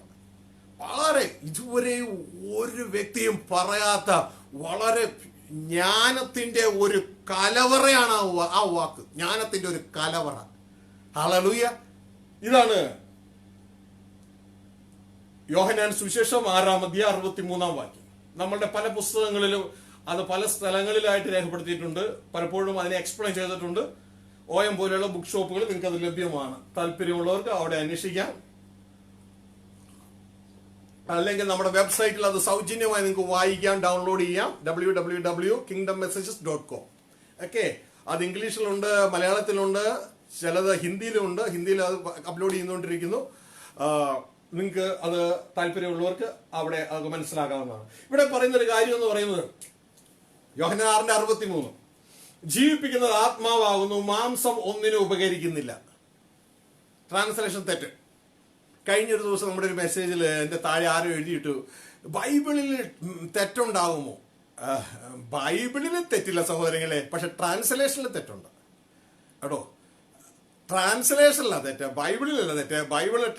ബൈബിൾ ഒറിജിനൽ എഴുതിയിരിക്കുന്നത് ഹെബ്രായ ഭാഷയിലും പഴയ നിയമം, അതിൽ തന്നെ ദാനിയേൽ പ്രവാചകന്റെ പുസ്തകം, അങ്ങനെയാണ് ചില ഭാഗങ്ങളൊക്കെ അരാമിക് ഭാഷയിലുണ്ട്. ഇനി പുതിയ നിയമം എഴുതിയിരിക്കുന്നത് ഗ്രീക്കിലാണ്.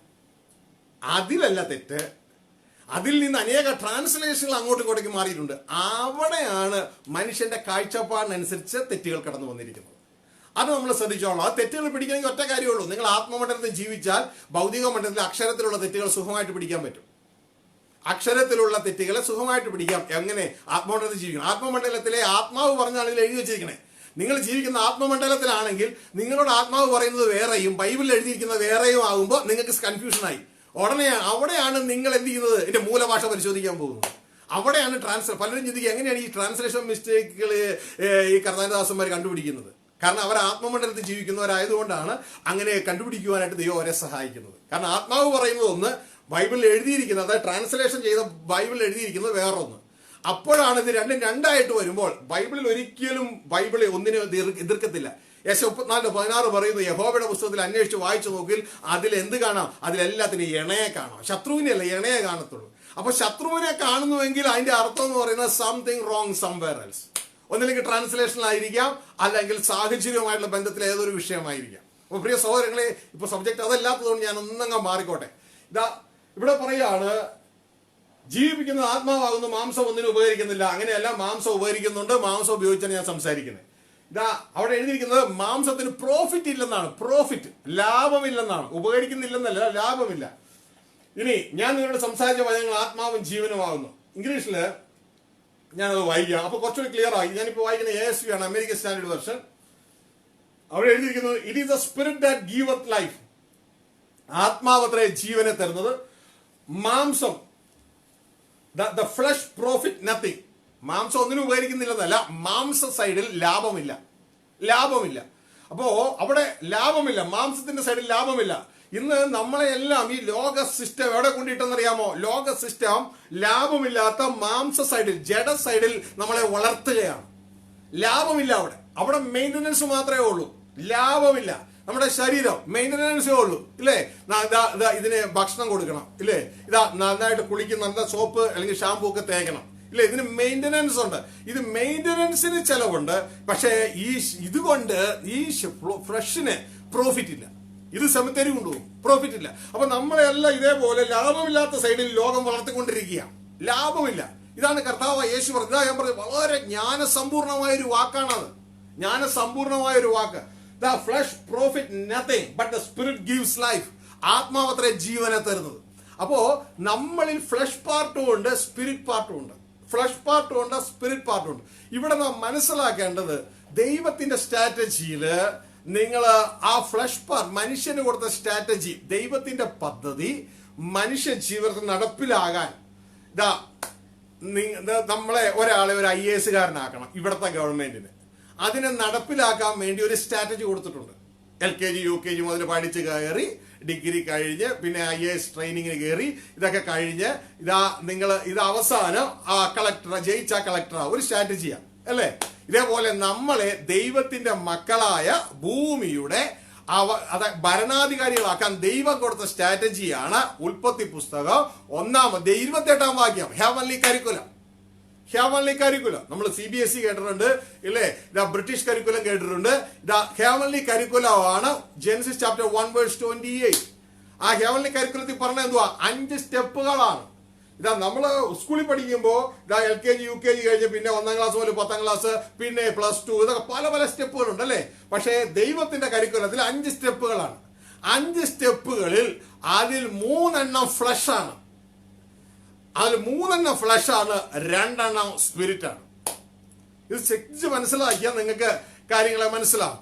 ദൈവത്തിന്റെ കരിക്കുലം ഇത് നിങ്ങൾക്ക് പെട്ടെന്ന് മനസ്സിലാക്കാൻ ഉൽപ്പത്തി 1:28 വായിക്കാം. ഇപ്പൊ നമ്മൾ മനസ്സിലാക്കിക്കൊണ്ടിരിക്കുന്ന വിഷയം എന്ന് പറയുന്നത് നമുക്ക് എന്തുകൊണ്ട് വളരാൻ പറ്റും, എന്തുകൊണ്ട് ആ ടേൺ ടുവേഴ്സ് ഇന്നർ ചർച്ച് എന്ന് പറയുമ്പോൾ അതിലെ ആ സ്പിരിച്വൽ ജേണിയിൽ വളർന്ന് ആ മോസ്റ്റ് ഹോളി പ്ലേസിൽ എത്തുവാൻ കഴിയുന്നില്ല, അങ്ങോട്ടേക്ക് നമ്മൾ തിരിയുന്നില്ല.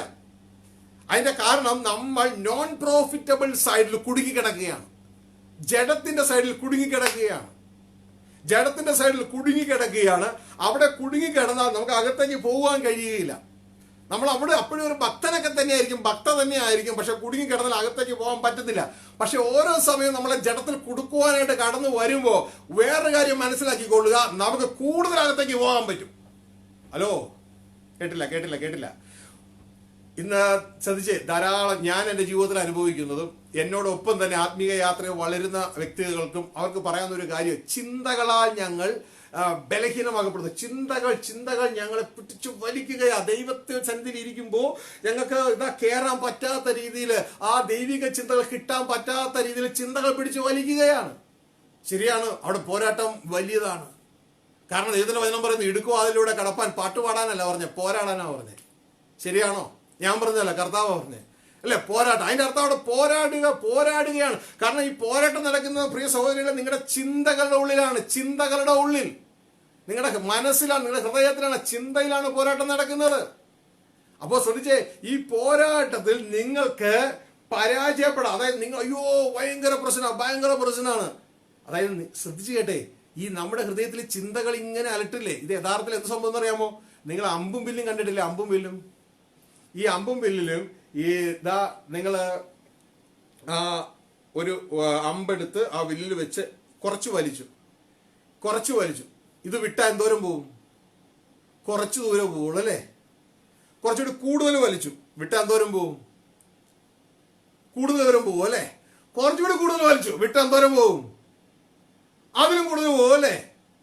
ഇതേപോലെ തന്നെയാണ് നിങ്ങളുടെ മനസ്സിൽ ദൈവസന്നിധിയിൽ നിങ്ങളെ അകറ്റുന്ന, നിങ്ങൾ ദൈവഭക്തനാണ്, ദൈവസന്നിധി നിങ്ങൾ ഇരിക്കുക, ദൈവത്തിൽ നിന്ന് നിങ്ങളെ അകറ്റുന്ന ചിന്തകൾ, നിങ്ങളൊരു അല്പം പ്രാർത്ഥിക്കാൻ തുടങ്ങുമ്പോൾ തന്നെ നിങ്ങളുടെ ചിന്ത വേറെ സ്ഥലത്തേക്ക് പോയി. വീണ്ടും നിങ്ങൾ ഒരു ബലാത്കാരിയെ പോലെ വീണ്ടും നിങ്ങൾ ആ വിഷയവുമായിട്ട് ദൈവസന്നിധിയിൽ വരികയാണ്. വീണ്ടും ചിന്തകൾ പോയി, വീണ്ടും ദൈവസന്നിധി വരിക, വീണ്ടും ചിന്തകൾ പോയി. അതിന്റെ അർത്ഥം നിങ്ങൾക്ക് ആ വലിവ് കൂടുതലാന്നർത്ഥം. ഇത് ശ്രദ്ധിച്ചേ, എന്തോരം കൂടുതൽ വലിക്കുന്നുവോ ഈ വലിയെ കുറിച്ച് നിങ്ങൾ കംപ്ലൈന്റ് പറയാതെ, വലിയെക്കുറിച്ച് കൂടുതൽ വലിക്കുന്നല്ലോ കംപ്ലൈന്റ് പറയാതെ, നിങ്ങൾ എന്ത് ചെയ്യണമെന്നറിയാമോ? ആ വലിച്ച വലിവുണ്ടല്ലോ, ആത്മാവിന്റെ ചിന്തയാൽ ഈ വലിച്ച വലിവിനെ ഒന്ന് വിട്ടുകളഞ്ഞാലുണ്ടല്ലോ, ഇതിന്റെ പോക്ക് എന്ത് സ്പീഡിലായിരിക്കും അറിയാമോ? അമ്പ് പോണേ, നിങ്ങൾ ആത്മമണ്ഡലത്തിലേക്കും അത്രയും ശക്തിയായിട്ട് ചെന്ന് വീഴും. അതായത് അത്രയധികം ആത്മാവിന്റെ ഗ്രോത്ത്, സ്പിരിച്വൽ ഗ്രോത്ത് നിങ്ങൾ പ്രാപിക്കും. മറ്റൊരു രീതിയിൽ പറഞ്ഞാൽ നിങ്ങളുടെ മുമ്പിലുള്ള പ്രശ്നം എത്ര വലിയതാണോ അതനുസരിച്ചിരിക്കും നിങ്ങളുടെ ആത്മീയമായ വളർച്ച. 2ാം ക്ലാസ്സിലെ വിദ്യാർത്ഥിക്ക് കടന്നു വരുന്ന ക്വസ്റ്റ്യൻ പേപ്പർ, എക്സാമിന് വരുന്ന ക്വസ്റ്റ്യൻ പേപ്പർ വളരെ ലളിതമായതായിരിക്കും. പക്ഷെ 10ാം ക്ലാസ്സിലുള്ള കുട്ടിയുടെ ക്വസ്റ്റ്യൻ പേപ്പർ 2ാം ക്ലാസ് പോലെയല്ല, അത് കുറെ കാഠിന്യമായിരിക്കും. ശരിയാണോ? അപ്പൊ 2ാം ക്ലാസ് പാസ്സായാൽ 3ലേക്ക് എത്തുള്ളൂ, 10ാം ക്ലാസ് പാസ്സായാൽ +11 എത്തി, അല്ലെങ്കിൽ +1 എത്തി. അപ്പോ ഇവിടെ നാം മനസ്സിലാക്കേണ്ട കാര്യം എന്ന് പറയുന്നത്, ദൈവത്തിന്റെ വചനം 1 കൊരിന്ത്യർ 10:13 ഞാൻ ചിന്തിക്കുകയാണ്. അവിടെ പറയുന്നു ഇതൊക്കെ പരീക്ഷയുടെ ഒരു ഭാഗമാണ്. ഇതാ നിങ്ങളുടെ ശക്തിക്ക് അതീതമായ പരീക്ഷ അനുവദിക്കാതെ. അപ്പൊ പരീക്ഷ ഏത് തലത്തിൽ അനുവദിക്കൂ? നമുക്ക് എന്ത് ശക്തിയുണ്ടോ അതനുസരിച്ചേ പരീക്ഷയുടെ ക്വസ്റ്റ്യൻസ് വരത്തുള്ളൂ. അപ്പൊ ഓരോരുത്തരുടെ ശക്തിക്ക് അനുസരിച്ചേ പരീക്ഷയുടെ ക്വസ്റ്റ്യൻസ് വരത്തുള്ളൂ. നിങ്ങളുടെ ശക്തിക്ക് അതീതമായ വിഷയങ്ങൾ പരീക്ഷ നിങ്ങൾക്ക് തരാതെ. അപ്പൊ പരീക്ഷ തരും. പരീക്ഷ നമ്മളെ കൊല്ലാനല്ല, പരീക്ഷയ്ക്ക് പോം വഴിയുമുണ്ട്, അതോടുകൂടെ പോം വഴിയും തരും. അപ്പോൾ പരീക്ഷയെ കണ്ടുകൊണ്ട് പേടിക്കേണ്ട, പകരം ഈ പരീക്ഷയിൽ ഈ അമ്പ് ഈ വില്ലിങ്ങനെ വലിക്കുമ്പോ നമ്മൾ ഇതിലേക്കല്ല നമ്മുടെ ശ്രദ്ധ പോകേണ്ടത്. നമ്മുടെ ശ്രദ്ധ പോകേണ്ടത് വിശ്വാസിന്റെ നായകനും പൂർത്തിവർത്തനുമായ യേശുവിനെ നോക്കുക. ആ യേശുവിനെ നോക്കുമ്പോ ആ താഴ് മാത്രമല്ല, താഴിനൊരു താക്കോലുള്ളതുപോലെ ആ പരീക്ഷയുടെ പരിഹാരവും ക്രിസ്തുവിൽ നിന്ന് നമുക്ക് കടന്നു വരും. നമ്മളെ അതവിടെ നിന്ന് വിടുവിക്കുവാനായിട്ട് ഇടയാകും. പ്രിയ സഹോദരങ്ങളെ, അപ്പൊ നിങ്ങൾ ചിന്തിക്കുക, എന്റെ ജീവിതത്തിൽ അങ്ങനത്തെ വിഷയം ഉണ്ടായി, ഇങ്ങനത്തെ വിഷയം ഉണ്ടായി. പ്രിയ സഹോദരങ്ങളെ, നിങ്ങൾ ഫലം കായ്ക്കുന്ന വ്യക്തിയാണെങ്കിൽ ദൈവത്തിന്റെ വചനം പറയുന്ന ഒരു കാര്യം എന്താണെന്നറിയാമോ? ഫലം കായ്ക്കുന്നതിന് കൂടുതൽ പ്രശ്നം ഉണ്ടാകും. ഇപ്പൊ നിങ്ങളേക്ക് ഫലം കായ്ക്കുന്നതിന് കൂടുതൽ പ്രശ്നമായിട്ട് കാര്യമില്ലല്ലോ. ഉണ്ടാകുന്നേ ഫലം കായ്ക്കുന്നതിന് കൂടുതൽ പ്രശ്നം ഉണ്ടാകും. കാരണം വചനം പറയുന്നു ഫലം കായ്ക്കുന്നത് കൂടുതൽ ഫലം കായ്ക്കാൻ വേണ്ടി അതിന് വെട്ടിയൊരുക്കും, അതിനെ പ്രൂൺ ചെയ്യും. ഫലം കായ്ക്കുന്നതിനെ കൂടുതൽ ഫലം കായ്ക്കണം, അതിനായി അതിനെ വെട്ടിയൊരുക്കും. അപ്പൊ പ്രിയ സഹോദരങ്ങളെ, ഈ നാളുകളിൽ നമ്മുടെ ജീവിതത്തിൽ ഇതാ പല പല വിഷയങ്ങളും കാര്യങ്ങളൊക്കെ ഉണ്ടാകും. നിങ്ങൾ ഇതെല്ലാം കാണേണ്ട എന്നാണെന്നറിയാമോ? ഞാൻ ഇനി അടുത്തത് വലിയൊരു ഉത്തരവാദിത്വത്തിലേക്ക് പ്രവേശിക്കേണ്ട വ്യക്തിയാണ്. ഏത്? ഈ ലോക ജീവിതം കഴിഞ്ഞാൽ അടുത്തത് ഈ ഭൂമിയുടെ ഭരണാധികാരിയെ സ്വർഗത്തിൽ തന്നെ മാറ്റും. ഒരു പട്ടണം കൊണ്ട് ഞാൻ 10 നേടിയെങ്കിൽ എന്നെ 10 പട്ടണങ്ങളുടെ ഭരണാധികാരിയാക്കാൻ പോവാ, ഒന്നുകൊണ്ട് ഞാൻ നേടിയെങ്കിൽ. അപ്പൊ വലിയ ഉത്തരവാദിത്വമാണ് എനിക്ക് തരാൻ പോകേണ്ടത്. അപ്പൊ ഇവിടെ എനിക്ക് പലതും ദൈവം അനുവദിക്കും. ഞാൻ അതിനെ എങ്ങനെ കൈകാര്യം ചെയ്യുന്നു, ഇതിനെ എങ്ങനെ കൈകാര്യം ചെയ്യുന്നു എന്നൊക്കെ പലതും ദൈവം എന്റെ ജീവിതത്തിൽ തരും. ഇതാണ് നമ്മൾ എറ്റേണലി നമ്മൾ കാര്യങ്ങളെ കാണണം. ടെമ്പററി ആയിട്ട് നമ്മൾ ഈ സെമത്തേരിക്ക് മുമ്പുള്ള കാഴ്ചപ്പാടിൽ കാര്യങ്ങളെ കണ്ടു കഴിഞ്ഞാൽ നമ്മൾ ആകെ പാനിക്കാവും. അയ്യോ ഇതെന്തോ അങ്ങനെ, ദൈവം എന്താ അങ്ങനെ ചെയ്തേ, ഈ ദൈവം എന്താ ഇങ്ങനെ എന്നുള്ള ചിന്തയിൽ വരും. അങ്ങനെയല്ല നമ്മൾ കാര്യങ്ങളെ കാണേണ്ടത്. നമ്മൾ കാര്യങ്ങളെ കാണേണ്ടത് എറ്റേണലി കാണണം. ദൈവത്തിന്റെ പദ്ധതി, ആ ഫൈനൽ ഹോപ്പില്ലേ, ആ ഫൈനൽ ഹോപ്പിൽ നിന്നുകൊണ്ട് കാര്യങ്ങളെ ചിന്തിക്കണം. അല്ല താൽക്കാലിക ഹോപ്പിൽ നിന്നല്ല കാര്യങ്ങളെ ചിന്തിക്കണം, ഫൈനൽ ഹോപ്പിൽ നിന്ന് കാര്യങ്ങളെ ചിന്തിക്കും. നമുക്ക് മനസ്സിലായി ഇതാ അവസാനം ദൈവം തരാൻ ആഗ്രഹിക്കുന്നത് കിങ്ഡമാണ്, ഭരണമാണ്. ചെറിയ ആട്ടിക്കൂട്ടമേ ഭയപ്പെടേണ്ട, ഇതാ നിങ്ങളുടെ പിതാവ് നിങ്ങൾക്ക് കിങ്ഡം തരുവാനായിട്ട്. എന്തിനാ കിങ്ഡം തരുന്നേ? ആ കിങ്ഡം തരുന്നതെന്ന് വെച്ചിട്ടുണ്ടെങ്കിൽ ആ ദൈവത്തിന് വേണ്ടി ദൈവത്തിന്റെ പ്രോപ്പർട്ടി ആയ ഭൂമിയെ നമ്മൾ വാഴണം. ദൈവ കുടുംബത്തിൽ വസിച്ച് ദൈവ സ്നേഹം അനുഭവിച്ച് ദൈവത്തെ സ്നേഹിച്ച്, അപ്പോൾ തന്നെ നമ്മൾ ആരും മടിയന്മാരായിരിക്കും ദൈവം ആഗ്രഹിക്കുന്നില്ല. എല്ലാത്തിനും ദൈവം അളക്കും. ഹല്ലേലൂയ. എന്റെ മുമ്പിൽ എന്റെ കൂടെ ഇരിക്കുന്ന ആരെങ്കിലുമൊക്കെ ഞാൻ മടിയന്മാരെ ഞാൻ ആഗ്രഹിക്കുന്നത്, എല്ലാത്തിനും ഞാൻ ഇളക്കും. അവരെ ഇളകിയില്ലെങ്കിൽ എനിക്ക് വലിയ സങ്കടമാണ്. കാരണം ആരും മടിയന്മാരായിരിക്കും ദൈവത്തിന്റെ വചനം നമ്മളോട് പറയുന്നില്ല. ഹല്ലേലൂയ. എല്ലാവരും ചെറുതാകട്ടെ, ഇതാ ഈ കൈ ഉണ്ടല്ലോ, ഈ കൈ ഇതാ ഡ്രൈവ് ചെയ്യും, ഈ കൈ തൂമ്പ പിടിക്കും, ഈ കൈ എല്ലാ ഡിഗ്നിറ്റി ഉള്ള വർക്കും ചെയ്യും. അപ്പൊ തന്നെ നമ്മളുടെ ചിന്തയിൽ താഴെയുള്ള വർക്കും ചെയ്യും. നേരത്തെ എനിക്ക് മടിയായിരുന്നു, വൈറ്റ് കോളർ പരിപാടി മാത്രമേ ഞാൻ ചെയ്യത്തുള്ളായിരുന്നു. പക്ഷെ സ്വർഗത്തിലെ ദൈവം എന്നെ തന്റെ ഹെവൻലി കരികുലത്തിലൂടെ എന്തും ചെയ്യാൻ, അതായത് കള്ളത്തരവും തിന്മയും ഒഴിച്ച് ബാക്കി എല്ലാ പണിയും ചെയ്യുവാനും തക്കവണ്ണം ഇതാ മനസ്സ് തന്നു. അപ്പോ പ്രിയ സഹോദരങ്ങളെ, അപ്പൊ ഈ നാളുകളിൽ നമ്മൾ ദൈവത്തിന്റെ മുമ്പാകെ നമ്മളെ തന്നെ പ്രൂവ് ചെയ്യണം. ഇതാ നമ്മൾ ദൈവത്തിന്റെ ആ തിരുഹിതത്തിന് കൊള്ളാവുന്നവളാണ് എന്ന് നമ്മൾ തെളിയിക്കുവാനായിട്ട് ഇടയാണ്. അപ്പൊ ഇതുമായുള്ള ബന്ധത്തില് ആ ദൈവത്തിന്റെ സ്ട്രാറ്റജിയെ, ദ പ്ലാൻ ഓഫ് ആക്ഷൻ മനുഷ്യന് കൊടുത്ത കരിക്കുലമാണ് ഉൽപ്പത്തി 1:28. അതൊന്ന് വായിച്ച് അതിലെ ഫ്ലഷും സ്പിരിറ്റും സെപ്പറേറ്റ് ചെയ്ത് നമ്മൾ ഇന്ന് പ്രാർത്ഥിക്കാൻ പോവുകയാണ്. അതിനുശേഷം ഇനി ഫ്യൂച്ചറിൽ ബാക്കിയുള്ള കാര്യങ്ങൾ. ഓ ലോർഡ് ഐ ലവ് യു. ഇത് നിങ്ങൾക്ക് ഒന്ന് മാറിക്കഴിഞ്ഞാൽ നിങ്ങൾ ഏത് ഭാഗത്താണ് വർക്ക് ചെയ്യണമെന്ന് നിങ്ങൾക്ക് മനസ്സിലാവും. Oh Lord I love you. Genesis chapter 1:28. ഇതാണ് ഹെവൻലി കരിക്കുലം.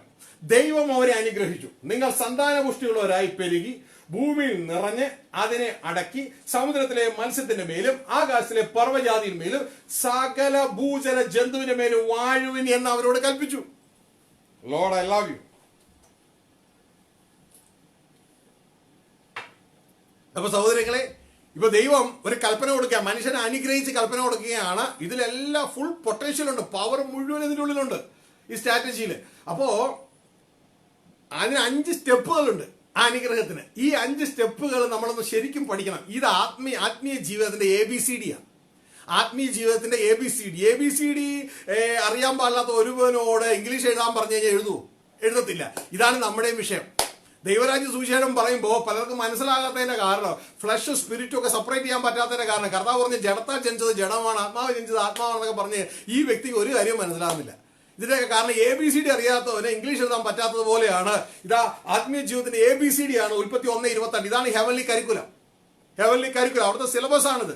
അപ്പൊ 5 സ്റ്റെപ്പുകളുള്ള ഒരു സിലബസിന്റെ അവസാനമാണ് ഭരണത്തിലേക്ക് എത്തുന്നുള്ളൂ, ഡൊമീനിയനിലേക്ക് എത്തുന്നുള്ളൂ. ഈ സന്താനപുരുഷകളെ പെരുകി ഭൂമിയിൽ നിറഞ്ഞ അതിനെ വാഴണം. അപ്പൊ വാഴ്ചയിലേക്ക് എത്തങ്ങിയത് 5ാമത്തെ സ്റ്റെപ്പാണ്. അപ്പോൾ പ്രിയ സഹോദരങ്ങളെ, ഇതില് ഫ്ലഷിന്റെ സ്റ്റെപ്പും ഉണ്ട്, സ്പിരിറ്റിന്റെ സ്റ്റെപ്പും ഉണ്ട്. സ്പിരിറ്റിന്റെ സ്റ്റെപ്പിലാണ് വാഴ്ചയൊക്കെ നടക്കുന്നത്. ഫ്ലഷിന്റെ സ്റ്റെപ്പിലാണ് ഇതാ സന്താനപുരുഷകളെ പെരുകി ഭൂമിയിൽ നിറയുന്ന നടക്കുന്നത്. അപ്പൊ ഇത് നമ്മൾ സെപ്പറേറ്റ് ചെയ്യാം. അപ്പൊ ഇതിനു വേണ്ടി നിങ്ങൾക്ക് ഒരു ഡൊമോ ഞാൻ തരാനായിട്ട് ആഗ്രഹിക്കുകയാണ്. കർത്താവിൽ ആശ്രയിച്ചൊരു ഡൊമോ. നമ്മൾ ഈ സൂപ്പർ മാർക്കറ്റിലൊക്കെ ചെല്ലുമ്പോൾ നിങ്ങൾക്ക് കാണാതെ ഇതുപോലത്തെ ഒരു സാധനം കണ്ടിട്ടുണ്ടോ? സൂപ്പർ മാർക്കറ്റിലൊക്കെ ചെല്ലുമ്പോൾ എന്നിട്ട് നമുക്ക് ഇതുപോലത്തെ ഇതൊരു ഷെൽഫാണ്. നമുക്ക് ഷെൽഫിൽ ഈ സഹോദരിമാരാണ് കൂടുതൽ ഉപയോഗിക്കുന്നത്. ഇതിൽ സ്ലൈഡ് ഇടും, ഇതിൽ അവരുടെ മുഖത്ത് തേക്കണ ചായ ഇടും. ഇതിനെ ഓരോന്നിലും ഇട്ട് വയ്ക്കും. അപ്പോൾ സ്ഥലവും ലാഭിക്കുക. പിന്നെ ചില സഹോദരിമാർ കിച്ചണിൽ ഉപയോഗിക്കാറുണ്ട്. അപ്പോൾ സഹോദരങ്ങൾ പെട്ടെന്ന് കാര്യങ്ങൾ മനസ്സിലായല്ലോ അല്ലേ? അപ്പോ ഇത് 5 ഷെൽഫുകൾ ഇതിൽ കാണാം. 1, 2, 3, 4, 5 സ്റ്റെപ്പുകൾ. അപ്പൊ നമുക്ക് ഇതുപോലെ തന്നെ 5 സ്റ്റെപ്പുകളുള്ള ഒരു ഹെവൻലി കരിക്കുലം അദ്ദേഹം പറഞ്ഞേക്കണേ. 5 സ്റ്റെപ്പ്. ഇനി നിങ്ങൾ ശ്രദ്ധിച്ചാൽ അറിയാം, ഇത് ഒന്നാമത്തേത്. അതിന് 5 സ്റ്റെപ്പ് നമുക്ക് പേരിടാം കേട്ടോ. 1ാം നില. നമുക്ക് ചില ഹോസ്പിറ്റലിലൊക്കെ ചെന്ന് കഴിഞ്ഞാൽ 5 നില ഉണ്ടെങ്കിൽ, ഇതാ ദുബായിൽ ചർച്ചിൽ അല്ലെങ്കിൽ റാസൽ ഖൈമ ചർച്ചിലൊക്കെ ചെന്ന് കഴിഞ്ഞാൽ അതിനെല്ലാത്തിനും പേരുണ്ട്. ഇതാ ഒന്നിനിപ്പോ സെന്റ് ലൂക്ക് ചർച്ച്, അതിൻ്റെ ഉള്ളിൽ തന്നെ saint Matthew's hall, saint Andrew's hall, അങ്ങനെ ഓരോന്നിനും പേരിട്ടിട്ടുണ്ട്. നമ്മൾ ചില ഹോസ്പിറ്റലൊക്കെ ചെന്ന് കഴിയുമ്പോൾ താഴെ മരിയ ബ്ലോക്ക് ഇതൊക്കെ കണ്ടിട്ടില്ലേ? അപ്പോൾ അതിന് ഇങ്ങനെ പല പല ബ്ലോക്കുകൾ ഉള്ളതുപോലെ ഇതിന് നമുക്ക് പേരിടാം, വചനപ്രകാരം പേരിടാം. അവിടെ പറയാണ്, ദൈവം ഒരു അനുഗ്രഹിച്ചു, നിങ്ങൾ സന്താനപുഷ്ടിയുള്ളവരായി. അപ്പൊ 1ാമത്തെ ഫ്ലോറിന്റെ പേര് സന്താനപുഷ്ടി ഫ്ലോർ. നമുക്ക് ഇംഗ്ലീഷ് പേരിടാം, അതാണ് ഇത്തിരി ബ്യൂട്ടിഫുൾ. അവിടെ ഫ്രൂട്ട്ഫുൾ എന്നാണ് അതിന് പേര്, ഫ്രൂട്ട്ഫുൾ ഫ്ലോർ. ഇനി 2ാമത്തെ പേര് സന്താനപുഷ്ടിയുള്ളവരായി പെരുകി. അപ്പൊ പെരുകി ഫ്ലോർ എന്ന് പറയുന്നതിനേക്കാൾ നല്ലത്, പെരുകി നില എന്ന് പറയുന്നതിനേക്കാൾ നല്ലത് അതായത് മൾട്ടിപ്ലൈ ഫ്ലോർ. നീ അതിനെ മൾട്ടിപ്ലൈ ചെയ്യണം. 2ാമത്തെ മൾട്ടിപ്ലൈ. ഇനി 3ാമത്തേത് നിറയുക എന്ന് ഇംഗ്ലീഷിൽ പറഞ്ഞാൽ ഇത് റിപ്ലനിഷ് എന്നാണ് അതിന്റെ അർത്ഥം. റിപ്ലനിഷ് ഫ്ലോർ 3ാമത്തേത്. ഇനി 4ാമത്തെ ഫ്ലോറ് അവിടെ പറയാണ് ഇതാ അടക്കുക, അതിനെ കീഴടക്കുക. അതിന് ഇംഗ്ലീഷിൽ സബ്ഡ്യൂ ഫ്ലോർ. 4ാമത്തേത് കീഴടക്കുക, സബ്ഡ്യൂ ഫ്ലോർ. ഇനി 5ാമത്തെ ഫ്ലോർ. ഇവിടെ 5ാമത്തെ എത്തുമ്പോഴാണ് ഭരണം വരുള്ളൂ. 5ാമത്തെ ഫ്ലോറാണ് ദ ഡൊമീനിയൻ ഫ്ലോർ. എന്താ? വാഴ്ച, ഡൊമീനിയൻ, വാഴ്ച. അപ്പോ ഉൽപ്പത്തി 1:26 ദൈവം മനുഷ്യനെ ഉണ്ടാക്കി എന്തിനാ? വാഴാൻ വേണ്ടിയാ. നമുക്ക് നമ്മുടെ സ്വന്തം സാദൃശ്യത്തിൽ സ്വരൂപത്തിൽ മനുഷ്യനെ ഉണ്ടാക്കുക, അവർ ഭൂമിയെ വാഴട്ടെ. അപ്പോൾ ഡൊമീനിയൻ, വാഴ്ച നടക്കണമെങ്കിൽ 5ാമത്തെ നിലയിൽ നടക്കുള്ളൂ. ഇതൊരു എപ്പോഴും ഓർമ്മ വേണം. വാഴ്ച നടക്കണമെങ്കിൽ 5ാമത്തെ നിലയിലേ നടക്കുകയുള്ളൂ. വാഴ്ച നടക്കണമെങ്കിൽ 5ാമത്തെ നിലയിൽ നടക്കുകയുള്ളൂ. കിങ്ഡം പ്രാപിക്കുന്നത് 5ാം നിലയിലാണ്. അത് 5 നിലയുള്ള ഒരു ബിൽഡിംഗ് നിങ്ങൾക്ക് കെട്ടണം. നിങ്ങൾ ഡയറക്റ്റ് 5ാം നില കെട്ടാൻ പോയ കാര്യം നടക്കുമോ? നടക്കില്ല. ആദ്യം മുതൽ കെട്ടി വരണം അല്ലേ? 1ാം നില, 2ാം നില, 3ാം നില, 4ാം നില, എന്നിട്ട് വേണം 5ാം നില കെട്ടാൻ. അപ്പൊ 5ാം നില കെട്ടണം. അപ്പോൾ ആ ഒരു തലം നമ്മൾ മനസ്സിലാക്കിയാട്ടെ 5ാം നില നമ്മൾ കെട്ടി അവിടെ എത്തുവാനായിട്ട് ഇടയാകണം. ഇനി ശ്രദ്ധിച്ചോളുക, ഈ ഒരു തലത്തില് നമ്മൾ കാര്യങ്ങളെ മനസ്സിലാക്കി കുറച്ചുകൂടി എളുപ്പമാണ് കേട്ടോ. എളുപ്പമാണ് ഇത്. ഇതിന് നമ്മളിപ്പോ ഈ ബിൽഡിങ്ങിനെ നമ്മൾ പൊളിക്കാൻ പോവാ. ഇവിടെ വെച്ച് നിങ്ങളുടെ മുമ്പിൽ വെച്ച് ഈ ബിൽഡിങ്ങിനെ പൊളിക്കും. അത് പൊളിച്ചു കഴിയുമ്പോൾ നിങ്ങൾക്ക് ജഡമണ്ഡലവും ആത്മമണ്ഡലവും 2 ക്ലിയർ ആയിട്ട് മനസ്സിലാകും. ഇന്ന് ജനത്തിന് ജഡമണ്ഡലവും ആത്മമണ്ഡലവും ക്ലിയർ ആയിട്ട് മനസ്സിലാകുന്നില്ല. കർത്താവിന്റെ വചനം പറയുന്നു, ജഡത്തെ അനുസരിച്ച് ജീവിച്ചാൽ നീ മരിക്കും. അവര് ജീവിക്കുന്ന എന്ത് സംഭവം? ആത്മാവിനനുസരിച്ച് ജഡത്തിന്റെ പ്രവർത്തികളെ നീ മരിപ്പിച്ചാൽ നീ ജീവിക്കും. ഈ ജനത്തിന് സംഭവം മനസ്സിലാകുന്നില്ല. ഇതിൽ ഏതാണ് ജഡമണ്ഡലം, ഏതാണ് ആത്മമണ്ഡലം? പ്രിയ സഹോദരങ്ങളെ, ഇതിൽ ആദ്യത്തെ 3 നിലകൾ ജഡമണ്ഡലമാണ്. അതിനുശേഷമുള്ള 2 മണ്ഡലം ആത്മമണ്ഡലമാണ്. ഇത് നമ്മൾ വ്യക്തമായിട്ട് മനസ്സിലാക്കുക. ഇതിന്റെ ആഴങ്ങളും അടുത്ത സന്ദേശത്തിലെ മനസ്സിലാക്കുള്ളൂ. അപ്പോ ആദ്യത്തെ 3 മണ്ഡലം, അതായത് ശ്രദ്ധിച്ചു കേട്ടോ, അതിന്റെ സ്ട്രാറ്റജി സന്താന പുഷ്ടിയുള്ളവനായി, പെരുകി, ഭൂമിയിൽ നിറയുക. ഇത് ജഡമണ്ഡലമാണ്, ജഡമണ്ഡലം. ഇനി നിങ്ങൾക്ക് ഇത് കേട്ട് കഴിഞ്ഞാൽ നിങ്ങൾക്ക് മനസ്സിലാവും, ജഡത്തെ അനുസരിച്ച് ജീവിച്ചാൽ നീ മരിക്കും. അത് ഈ മണ്ഡലത്തിന്റെ മണ്ഡലമാണ്. ഇതാണ് കർത്താവ് പറഞ്ഞത്, flesh profit nothing, flesh profit nothing. ഇവിടെ കൊണ്ട് അധ്വാനിക്കുക, ഇതുകൊണ്ട് ഈ 3 നില കൊണ്ട് നമുക്ക് പ്രവർത്തിക്കുക, പക്ഷെ അവസാനം ഇതിന്റെ പ്രോഫിറ്റ് എന്ന് പറയുന്നത് 0 ആയിരിക്കും. ഇനി ഇതിനു ശേഷമുള്ള ഇതിന്റെ 3 മണ്ഡലം, ഈ 2 മണ്ഡലം കണ്ടല്ലോ, ഇത് ആത്മമണ്ഡലമാണ്. അതാണ് അടക്കുക, അടക്കുക, പിന്നെ വാഴുക. ഇത് രണ്ടും ആത്മമണ്ഡലത്തിന്റെ ഭാഗങ്ങളാണ്. ഹല്ലേലൂയ. ഇനി ഞാൻ ശ്രദ്ധിച്ച് പറയട്ടെ, ഇപ്പൊ ആദത്തിന് കൊടുത്തപ്പോൾ ഇത് ഫുൾ സ്ട്രാറ്റജി കൊടുത്തു, ഫുൾ സ്ട്രാറ്റജിയെ കൊടുത്തു. 5 നിലയുള്ള പ്ലാനാണ് ഹെവൻലി കരിക്കുലം കൊടുത്തത്. എന്നാൽ ആദം അനുസരണക്കേട് കാണിച്ചു. ആദം അനുസരണക്കേട് കാണിച്ചപ്പോ, അതായത് നന്മ തിന്മകളെ കുറിച്ചുള്ള അതിന്റെ ഫലം നീ കഴിക്കരുത്, നീ കഴിച്ചാൽ നീ മരിക്കും എന്ന് ആദത്തോട് പറഞ്ഞു. ആദം എന്ത് ചെയ്തു? ആദം അവിടെ അനുസരണക്കേട് കാണിച്ചു, അത് കഴിച്ചു. അത് കഴിച്ചു കഴിഞ്ഞപ്പോ ഈ മനുഷ്യന് പിന്നെ മരണം സംഭവിച്ചതിനാൽ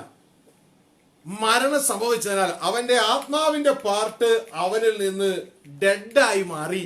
അവന്റെ ജഡത്തിന്റെ പാർട്ട് മാത്രം അവിടെ നിലകൊണ്ടു. അതിലും മരണം വ്യാപരിച്ചുകൊണ്ടിരിക്കുക. അപ്പോ ശ്രദ്ധിച്ചോട്ടോ, ആത്മാവിന്റെ പാർട്ട് അവന്റെ അടുത്തുനിന്ന് മാറിക്കഴിഞ്ഞപ്പോ നമുക്ക് അപ്പത്തെ അവസാനത്തെ 3 നില ഇവിടെ നിന്ന് മാറ്റണ്ടേ? അവസാനത്തെ 2 നില മാറ്റണ്ടേ? അവസാനത്തെ 2 നില ആത്മാവിന്റെ പാർട്ട്, അതായത് കീഴടക്കുക, ജയിക്കുക. അപ്പൊ നമുക്ക് നമ്മൾ ഈ മെഷീൻസ് ഒക്കെ കേടായി വരുമ്പോൾ ഞങ്ങൾ ചെയ്യുന്നൊരു കാര്യമുണ്ട്, ഡിഫോൾട്ട് സെറ്റിങ്ങിലേക്ക് പോകണം. അതായത് ഫാക്ടറി സെറ്റിങ്ങിലേക്ക് തിരിച്ചുവിടും. ഫാക്ടറി സെറ്റിങ്ങിലേക്ക് തിരിച്ചു വിട്ട് കഴിഞ്ഞാൽ അതിന്റെ പ്രോഗ്രാം കറപ്റ്റഡ് ആയതൊക്കെ റിട്ടേൺ ആവും. അപ്പോൾ ഇതാണ് നമ്മളുടെ ഡിഫോൾട്ട് ഫാക്ടറി സെറ്റിംഗ്. ഈ ഫാക്ടറി സെറ്റിങ്ങിന് നമ്മൾ ഔട്ടായി. ശ്രദ്ധിച്ചോട്ടോ, ഔട്ടാകുന്ന കണ്ടോട്ടോ. ഈ അവസാനത്തെ 2 നില പോകാൻ പോവാ മനുഷ്യന്റെ ജീവിതത്തിൽ. ഞാൻ നിങ്ങളുടെ മുമ്പിൽ വെച്ച് എടുക്കാനായിട്ട് ഇത്തിരി പ്രയാസമുണ്ട്, നോക്കട്ടെ.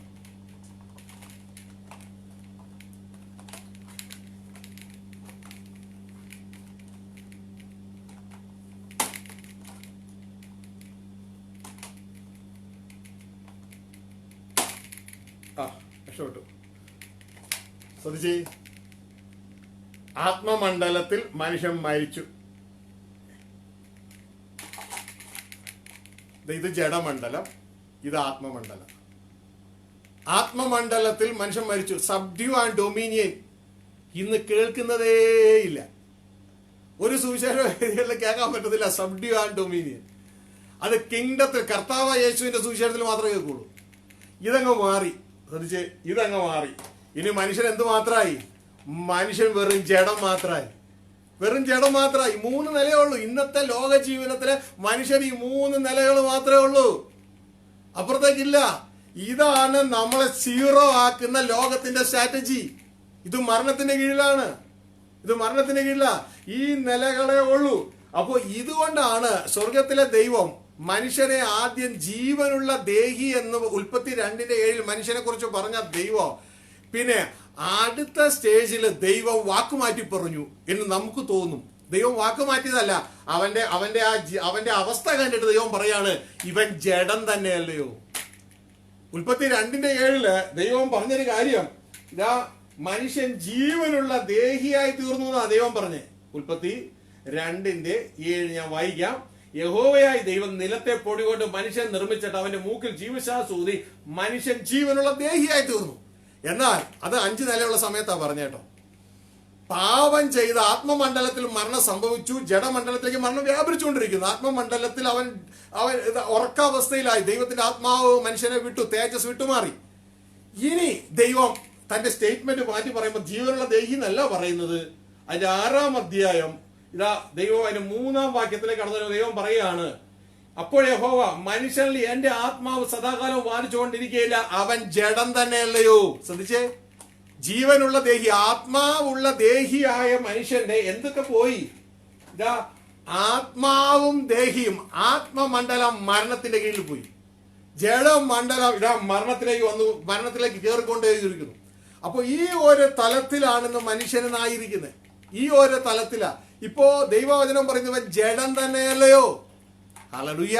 ഇനി ശ്രദ്ധിച്ചോടോ, ഈ വീണുപോയ ആദത്തെ അല്ലെങ്കിൽ ആദത്തിന്റെ മക്കളിൽപ്പെട്ട ഒരാളാണ്, ഒരു വ്യക്തിയാണ് നോഹ.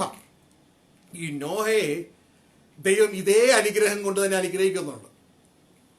ഈ അനുഗ്രഹം കൊണ്ട് ദൈവം അനുഗ്രഹിക്കുമ്പോൾ ആ അനുഗ്രഹത്തില് 5 നിലയില്ല, 3 നിലയേ ഉള്ളൂ. 5 നിലയില്ല, 3 നിലയേ ഉള്ളൂ. 3 നില അനുഗ്രഹമാണ് നോഹയ്ക്ക് കൊടുത്തുള്ളൂ, 5 നില കൊടുത്തില്ല. കാരണം അനുഗ്രഹം കൊടുക്കുന്ന ദൈവത്തിന് അറിയാം, ഈ നോഹ ആദത്തിന്റെ മക്കളെ കൊണ്ട് 5 നില കെട്ടാൻ പറ്റില്ല, 3 നിലയെ കെട്ടാൻ പറ്റൂ. ഏതൊക്കെയാണ് 3 നില? സന്താന പുഷ്ടിയുള്ളവനാകുക,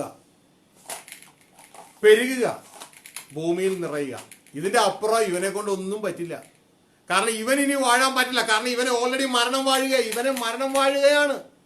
അതുകൊണ്ടാണ് അപ്പൂപ്പന്മാരൊക്കെ എന്തി, അമ്മൂമ്മമാരൊക്കെ എന്തി, എല്ലാവരും മരിച്ചു പോയില്ലേ? എല്ലാത്തിനും മരണം വാഴുകയാണ്.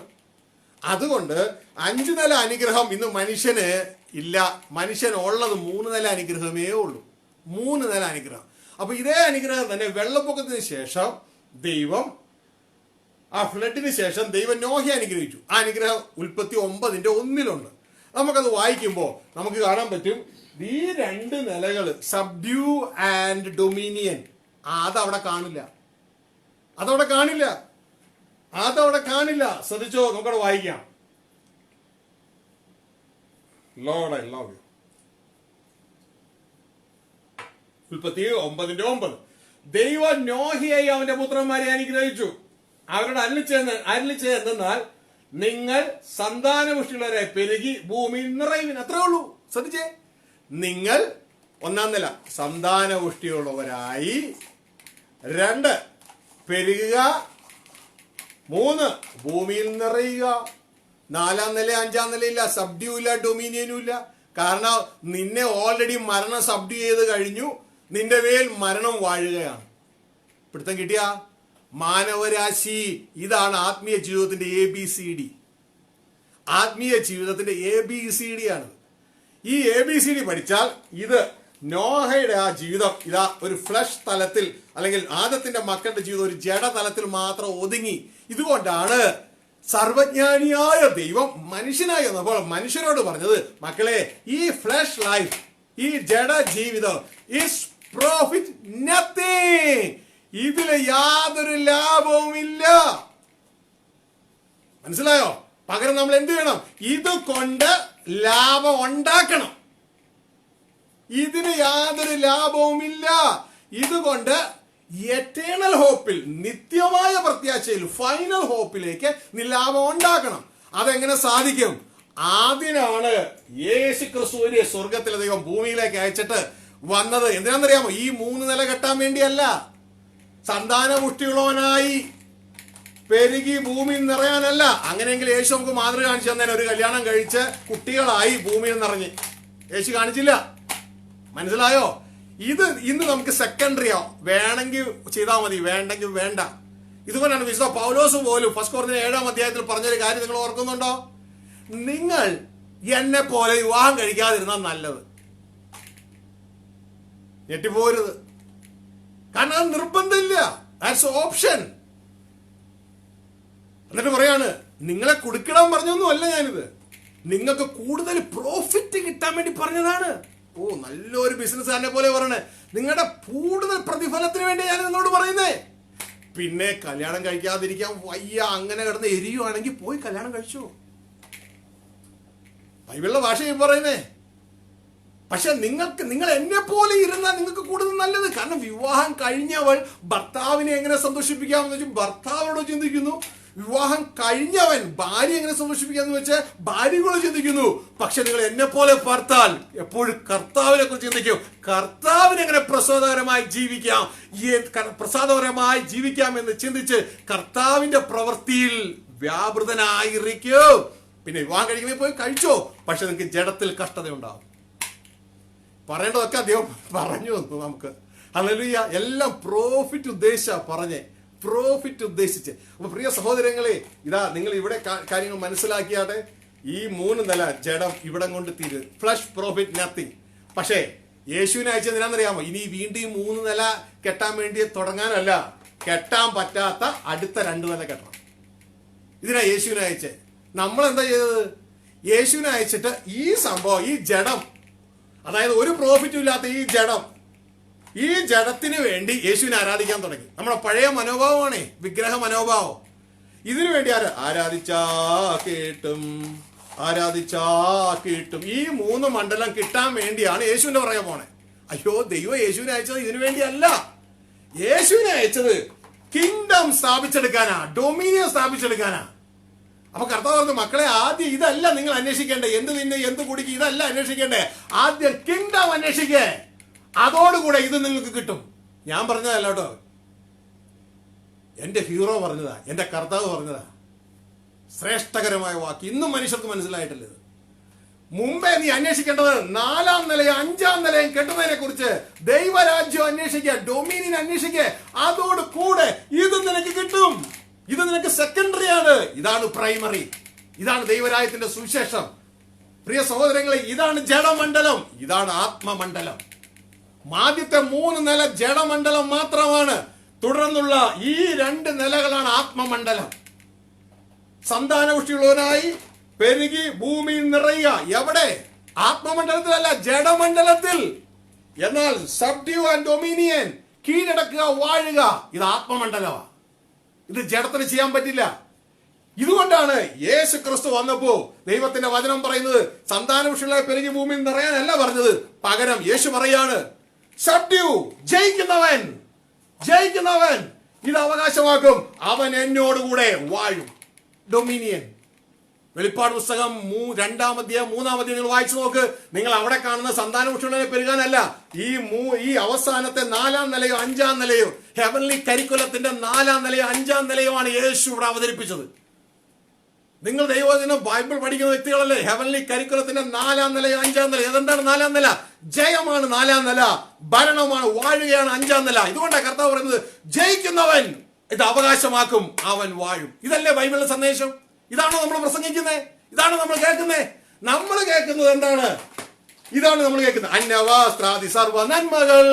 ഇതല്ലേ നമ്മൾ കേട്ടോണ്ടിരിക്കണേ? എന്നാ കർത്താവ് നമ്മൾ പറഞ്ഞെന്താ? ഇതാണോ പറഞ്ഞേ? ഇതല്ല മക്കളെ നിങ്ങൾ ആദ്യം അന്വേഷിക്കേണ്ടത്. നിങ്ങൾ ആദ്യം അന്വേഷിക്കേണ്ടത് കിങ്ഡമാ. കീഴടക്കാൻ, വാഴുന്നതിന് അന്വേഷിക്കുക, അതോടുകൂടെ ഇത് നിങ്ങൾക്ക് നൽകപ്പെടും. പ്രിയ സഹോദരങ്ങളെ, നമ്മൾ വളരെ തെറ്റിപ്പോയിരിക്കുന്നു. കർത്താവിന്റെ വചനം പറയുന്ന ഒരു കാര്യം എന്ന് പറയുന്നത്, കർത്താവിന്റെ സന്ദേശം മുഴുവൻ കൺക്ലൂഡ് ചെയ്യുന്നത് ഇങ്ങനെയാണ്.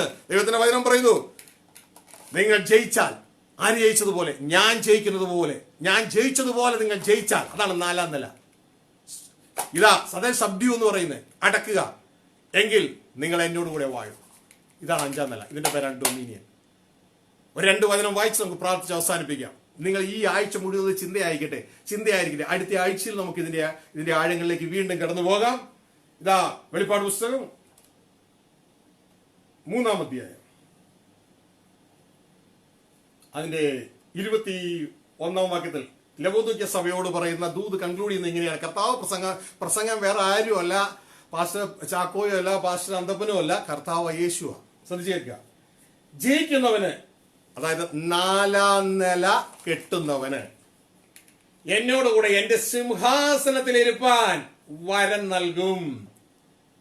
അടുത്തത് സിംഹാസനത്തിനാ, വാഴാനാ. സിംഹാസനത്തിൽ, ഡൊമിനിയൻ, ഇരിക്കാൻ വരം നൽകും. ഇതാണ് സഭയ്ക്കുള്ള സന്ദേശം. ഇതാണ് എല്ലാ സഭകൾക്കുള്ള സന്ദേശം. അത് ഏത് സഭയാകട്ടെ, കത്തോലിക്കനാകട്ടെ, ബെന്തക്കോസ്തുകാരനാകട്ടെ, CSI ആകട്ടെ, പ്രൊട്ടസ്റ്റന്റ് ആകട്ടെ, ഏത് ബ്രദറൻകാരനാകട്ടെ, ഏത് ഗ്രൂപ്പ് ആകട്ടെ, ദൈവസന്നിധിയിൽ ഗ്രൂപ്പ് ഒന്നുമില്ല. ദൈവത്തിന് എല്ലാവരും മക്കൾ തന്നെയാണ്. അപ്പോൾ പ്രിയ സഹോദരങ്ങൾ, നിങ്ങൾ ആരായിക്കോട്ടെ, നിങ്ങളുടെ സന്ദേശം ജയിക്കണം. അല്ലാണ്ട് ആരാധിക്കണമല്ല, എപ്പോഴും ആരാധന വേണം. 24 മണിക്കൂറും അകത്തലത്തിൽ ആരാധന വേണം. എന്നാൽ ശ്രദ്ധിക്കേണ്ടത്, യേശുവിനെ കർത്താവ് എന്ന് വിളിക്കുകയും പിതാവിന്റെ ഇഷ്ടത്തിലേക്ക് വരാതിരുന്നിട്ട് എന്താ കാര്യമുള്ളേ? ഇതാ ഇവിടെ ദൈവത്തിന്റെ വചനം പറഞ്ഞു, ജയിക്കുകയും 4-ാം നില കെട്ടുകയും തുടർന്ന് 5-ാം നിലയിലേക്ക് എത്തുകയും ചെയ്യുന്നവരാണ് ഇതെല്ലാം അവകാശമാക്കുന്നത്. 4-ാം നില കെട്ടിയാൽ 5-ാം നിലയിൽ അവകാശം കടന്നു വരും, വാഴ്ചയിലേക്ക് കടന്നു വരും. ജയിക്കുന്നവന് അവകാശമാക്കും. ഞാൻ ജയിച്ച പിതാവിന്റെ സിംഹാസനത്തിരുന്നത് പോലെ ഞാൻ ജയിച്ച പിതാവിന്റെ സിംഹാസനത്തിരുന്നത് പോലെ ജയിക്കുന്നവന് എന്നോടുകൂടി എന്റെ സിംഹാസനത്തിൽ ഇരിക്കാൻ വരം നൽകും. സിംഹാസനത്തിൽ ഇരിക്കാൻ വരം നൽകും. ഒരു വാക്യോട് വായിച്ച് നമുക്ക് പ്രാർത്ഥിക്കാം. എന്റെ 2-ാം അധ്യായം വീണ്ടും സഭയോട് പറയുന്ന ഒരു കാര്യം എന്ന് പറയുന്നത്, 2-ാം അധ്യായത്തിൽ നമുക്ക് കാണാവുന്ന കാര്യം എന്ന് പറയുന്നത് തുയനേരയിലെ സഭയോട് പറയാണ്. അതിന്റെ 26, 27 ഇത് തന്നെ സംഭവം. ജയിക്കുകയും 4-ാം നില കെട്ടുന്നവന്, ജയിക്കുകയും ഞാൻ കൽപ്പിച്ച പ്രവൃത്തിയിൽ അവസാനത്തിൽ അനുഷ്ഠിക്കുകയും ചെയ്യുന്നവന് എന്റെ പിതാവ് എനിക്ക് തന്നതുപോലെ ഞാൻ ജാതികളുടെ മേൽ, ജാതികളല്ല തെറ്റ്, രാഷ്ട്രങ്ങളുടെ മേൽ, നേഷൻസ്, ഞാൻ രാഷ്ട്രങ്ങളുടെ മേൽ അധികാരം കൊടുക്കും. അധികാരം ഇത് കണ്ടോ, ഇതാണ് വാഴ്ച. അവൻ ഇരുമ്പ് കോൽ കൊണ്ട് അവരെ മേയ്ക്കും. ഇരുമ്പ് കോൽ കൊണ്ട് അവരുടെ മേൽ വാഴുമെന്ന്, രാഷ്ട്രങ്ങളെ വാഴുമെന്ന്. നിങ്ങൾ വേണം ഇനി അടുത്ത USA-യും അടുത്ത ആഫ്രിക്കയെയും അടുത്ത ഈ ലോകത്തിലെ ഓസ്ട്രേലിയയും ഇന്ത്യയും ഒക്കെ വാഴാൻ. നിങ്ങൾ വേണം. നേഷൻസ് വാഴൂന്ന് പറയുന്നേ. അടുത്ത ഗവൺമെന്റ് വരുന്നു. യേശുക്രിസ്തുവിന്റെ നേതൃത്വത്തിൽ അടുത്ത ഗവൺമെന്റ് വരുന്നു. യെരുശലേം തലസ്ഥാനമാക്കി വാഴാൻ പോവുകയാണ്. അപ്പൊ കർത്താവ് പറയാണ്, അതിലേക്കുള്ള ഇലക്ഷൻ നടക്കുകയാണ് ഇവിടെ. നിങ്ങളുടെ വിളിയും അതിലേക്കുള്ള തെരഞ്ഞെടുപ്പ് ഉറപ്പാക്കുക. അപ്പൊ ജയിച്ചാൽ 4-ാം നില കെട്ടിയാൽ അവന് 5-ാം നില അധികാരം, ഭരണത്തിലേക്ക് കടന്നു വരും. ഇത് ആത്മമണ്ഡലമാണ്. ഇത് ഭൗതിക തലത്തിലുള്ളതല്ല. ഇത് അകത്തെ ആന്തരിക ആത്മമണ്ഡലത്തിൽ, കാണാൻ പറ്റാത്ത മണ്ഡലത്തിൽ നമ്മളുടെ ജീവിതത്തിൽ നടക്കേണ്ടത്. ഇത് ചിന്തകളുടെ മണ്ഡലമാണ്. അതുകൊണ്ടാണ് ഇന്ന് ചിന്തകളിൽ ഭാരപ്പെടുന്ന വ്യക്തിത്വങ്ങൾ ഉണ്ടെങ്കിൽ മനസ്സിലാക്കിക്കോ, ചിന്തകളുടെ മണ്ഡലത്തിലെ യുദ്ധം പ്രിയ മകനെ, പ്രിയ മകളെ, നിന്റെ ജീവിതത്തിൽ ആരംഭിച്ചിട്ടുണ്ട്. നീ ദൈവം ഇഷ്ടം ചെയ്യുന്ന വ്യക്തിയാണെങ്കിൽ ചില വിഷയങ്ങൾ കടന്നു വരുമ്പോൾ നീ കൂടുതൽ സ്ട്രെച്ച് ചെയ്യപ്പെടുന്നതായിട്ട് നിനക്ക് തോന്നും. കുഴപ്പമില്ല, അമ്പ് കൂടുതൽ വലിച്ചോണ്ടിരിക്കുക. വലി കൂടുന്തോറും കുഞ്ഞെ നിന്റെ ആത്മീയ യാത്രയുടെ ഡിസ്റ്റൻസും കൂടും, ആത്മീയ വളർച്ചയുടെ ഗ്രോത്തും കൂടുമെന്ന് മനസ്സിലാക്കിക്കൊണ്ട് അതിനെ ഓർത്ത് കരയേണ്ട. ഈ സമയത്ത് മുഴുവൻ വിശ്വാസ നായകനും പൂർത്തി വരുന്നവനുമായ യേശുവെ നോക്കിക്കോ. ആ യേശു ഒരു സമയം വരുമ്പോ നിനക്ക് സഹിക്കാൻ കഴിയുന്ന അവിടം വരെ എത്തി എന്ന് കാണുമ്പോ യേശു നിനക്ക് ഹൃദയത്തിൽ ഒരു വചനം തെളിയിച്ചു തരും. ആ വചനം തെളിഞ്ഞു കഴിഞ്ഞാൽ ഉടനെ ഈ സ്ട്രെച്ച് നിന്റെ ജീവിതത്തിൽ നിന്ന് മാറും. അത്രമാത്രം ആത്മീയ മണ്ഡലത്തിൽ നീ വളർന്ന് കയറും. നീ ആ യേശുവിന്റെ, ദൈവത്തിന്റെ ദിവ്യ സ്വരൂപത്തിന് കൂടുതൽ കൂടുതൽ അനുരൂപമായി തീരും. അങ്ങനെ ക്രിസ്തുവാകുന്ന തലയോളം കുഞ്ഞെ നീ കൂടുതൽ വളരുവാനായിട്ടിടയാകും. ഇന്നലെ ഒരു ദേവദാസൻ ചോദിച്ച ചോദ്യത്തിന്റെ ഉത്തരവും കൂടിയാണിത്. ഇന്നലെ 2 ദേവദാസന്മാർ ചോദിച്ച ചോദ്യത്തിന്റെ ഉത്തരവും കൂടിയാണിത്. നിങ്ങൾക്ക് കർത്താവ് തന്നിരിക്കുക. അപ്പൊ പ്രിയ സഹോദരങ്ങളെ, ഈ സന്ദേശം നിങ്ങൾ വീണ്ടും വീണ്ടും കേൾക്കുക. നമ്മൾ സമയമായതുകൊണ്ട് നമ്മൾ നിർത്തുകയാണ്. നിങ്ങളുടെ കപ്പാസിറ്റിയും ഇത്രയൊക്കെ തന്നെ ഉള്ളൂ. ഇത് കൂടുതൽ ധ്യാനിച്ച്, ഇത് അകത്തളത്തിൽ പണിത്, അതിനെ നന്നായിട്ടൊക്കെ ഒന്ന് നനച്ച്, അതിനെ ഒന്ന് നല്ല രീതിയിൽ ഈ സിമെന്റൊക്കെ കെട്ടിയതിനു ശേഷം, മതിലൊക്കെ കെട്ടിയതിനു ശേഷം വെള്ളം നനച്ച് അതിനെ എന്താ പറയുന്ന ഒരു നന്നായിട്ടൊന്ന് അതിനെ ശക്തിയുള്ളതാക്കി റീഇൻഫോഴ്സ് ചെയ്ത് വന്നു കഴിയുമ്പോൾ അടുത്ത ആഴ്ചയിൽ കർത്താവ് വീണ്ടും കിട്ടും.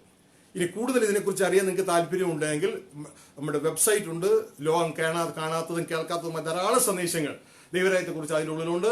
www.kingdommessages.com എന്നുള്ള ആ വെബ്സൈറ്റിൽ കടന്നു പോയാൽ നിങ്ങൾക്കൊരു വലിയൊരു ആത്മീക സദ്യ തന്നെ സ്വർഗത്തിൽ അതിൽ ഒരുക്കിയിട്ടുണ്ട്. നിങ്ങൾ മാത്രമല്ല, നിങ്ങളത് ആ ചാനല് അല്ലെങ്കിൽ ആ വെബ്സൈറ്റ് മറ്റുള്ളവർക്ക് കൊടുക്കുമ്പോൾ നിങ്ങൾ ഒരുപക്ഷെ ബർണബാസ് ശുശ്രൂഷ ചെയ്യുന്ന വ്യക്തിയായി തീരും. അങ്ങനെ പലരും അതിലൂടെ കടന്നു വന്ന് ലോകം കേൾക്കാത്തതും കാണാത്തതുമായ ദൈവത്തിന്റെ മനുഷ്യരോട് പറയാനുള്ള സന്ദേശം അതിൻ്റെ ഉള്ളിലുണ്ട്. അങ്ങനെ നിങ്ങൾക്കും ഡെയിലി ബ്രെഡ് അതിലൂടെ കിട്ടുന്നതായിരിക്കും. അപ്പോൾ തന്നെ ഡെയിലി ബ്രെഡ് മെസ്സേജ് മാത്രമല്ല, ഡെയിലി പ്രോവബ്സ് അവിടെ ഉണ്ട്. ദൈവത്തോടു കൂടി നമ്മൾ ജീവിക്കുമ്പോൾ ആ ദൈവിക സന്ദേശങ്ങൾ വന്നുകൊണ്ടേയിരിക്കും. അത് ജനത്തെ വളർത്തിയെടുക്കാൻ വളരെ നല്ലതാണ്. മറ്റുള്ളവർക്ക് അത് ഷെയർ ചെയ്ത് കൊടുത്താട്ടെ. അപ്പോൾ പ്രിയ സഹോദരങ്ങളെ, കേട്ട വചനത്തിന് മുമ്പാകെ നമ്മളെ തന്നെ ഏൽപ്പിക്കാം. നമ്മളൊന്ന് ചിന്തിക്കേണ്ട ഒരു കാര്യമുണ്ട്. ഞാനിന്ന് എവിടെയാണ് നിൽക്കുന്നത്? ഈ 3-ലാണോ ഞാൻ നിൽക്കുന്നത്? ജഡമണ്ഡലത്തിലാണോ അതോ ആത്മമണ്ഡലത്തിലാണോ? എൻ്റെ ജീവിതം സബ്ഡ്യൂ ഡൊമിനിയനിലാണോ അതോ എന്ത് തിന്നു എന്ത് കുടിക്കുന്നതിലാണോ? ഏതിലാണ് ഞാൻ ഫോക്കസ് ചെയ്തിരിക്കുന്നത്? അവനവൻ തന്നെ ചിന്തിക്കുക. ജഡത്തിലാണോ ആത്മാവിലാണോ? ഞാൻ ഇന്ന് എവിടെ ഫോക്കസ് ചെയ്തിരിക്കുന്നത്? പ്രിയ സഹോദരങ്ങളെ, നമ്മുടെ കണ്ണുകളടയ്ക്കാം. കേട്ട വചനത്തിന്റെ മുമ്പിൽ നമുക്ക് നമ്മളെ തന്നെ ഏൽപ്പിക്കാം. ഓ ലോർഡ്, ഐ ലവ് യു. എല്ലാ കണ്ണുകളും അടയട്ടെ.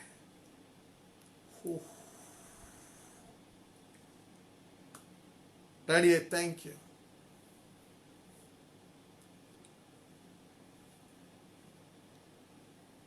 ജ്ഞാനികൾക്കും വിവേകികൾക്കൊക്കെ മറിച്ചപ്പ അങ്ങയുടെ ഈ ആത്മീക സത്യങ്ങൾ ഒന്നുമില്ല, ഏതുമില്ലാത്ത അടിയങ്ങൾക്ക് അങ്ങ് വെളിപ്പെടുത്തരുന്നതിനായി നന്ദി. Thank you papa, thank you. പ്രിയ സഹോദരങ്ങളെ, നമ്മളെ തന്നെ ഒന്ന് ശോധന ചെയ്താട്ടെ. ഞാനിന്ന് എവിടെയാണ് നിൽക്കുന്നത്?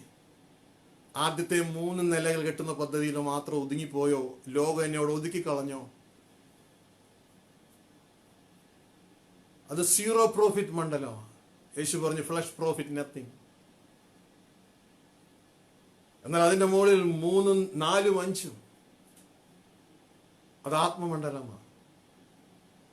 Spirit gives life. ആത്മാവത്രേ ജീവനെ തരുന്നത്. അവിടെ അത്രേ സബ്ഡ്യൂ ആൻഡ് ഡൊമീനിയൻ, അടക്കുക, വാഴുക, ജയിക്കുക, വാഴുക എന്നതിന്റെ മണ്ഡലം. നമ്മൾ അവിടെയാണോ നിൽക്കുന്നത്? കർത്താവ് ഇതിനെ രണ്ടിനെ സെപ്പറേറ്റ് ചെയ്തിട്ട് പറഞ്ഞു, ജഡത്താൽ ജനിച്ച ജഡമാണ്, ആത്മാവാൽ ജനിച്ചത് ആത്മാവാണ്. നിങ്ങൾ ജഡത്തെ അനുസരിച്ച് ജീവിച്ചാൽ മരിക്കും, പക്ഷെ ആത്മാവിനെ ജഡത്തിന്റെ പുറത്ത് നിഗ്രഹിക്കുന്നു നിങ്ങൾ ജീവിക്കും. സഹോദരങ്ങളെ, നമ്മൾ എവിടെയാ നിൽക്കുന്നത്? Subdue and dominion കരിക്കുലത്തിലാണോ?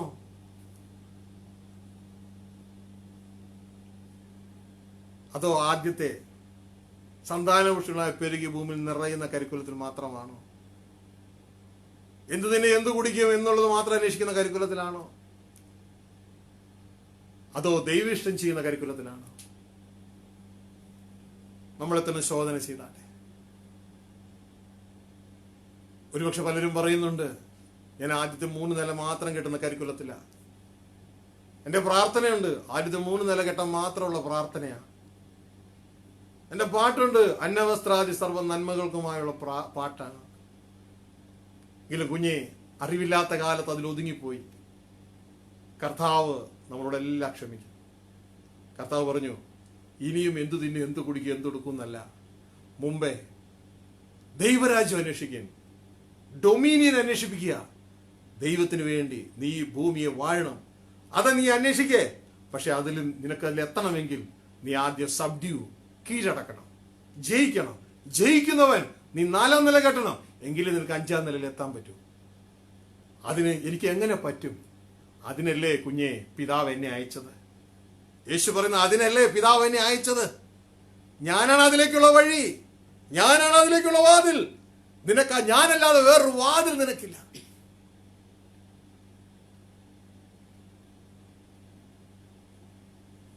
ഞാൻ നിന്നെ സഹായിക്കാം. പ്രിയ സഹോദരങ്ങളെ, ആ കർത്താവിന്റെ സന്നിധിയിലേക്ക് നമ്മുടെ ഹൃദയക്കണ്ണുകൾ ഉയരട്ടെ. നമ്മുടെ തല കർത്താവായ യേശു. യേശു എന്തിനാ വന്നതെന്ന് മനസ്സിലാക്കിക്കൊണ്ട്, യേശുവേ, മാനവകുലത്തിന് മരണത്താൽ നഷ്ടപ്പെട്ടു പോയതുകൊണ്ട് അവരാ ചെയ്യാൻ കഴിയാത്ത കീഴടക്കുക,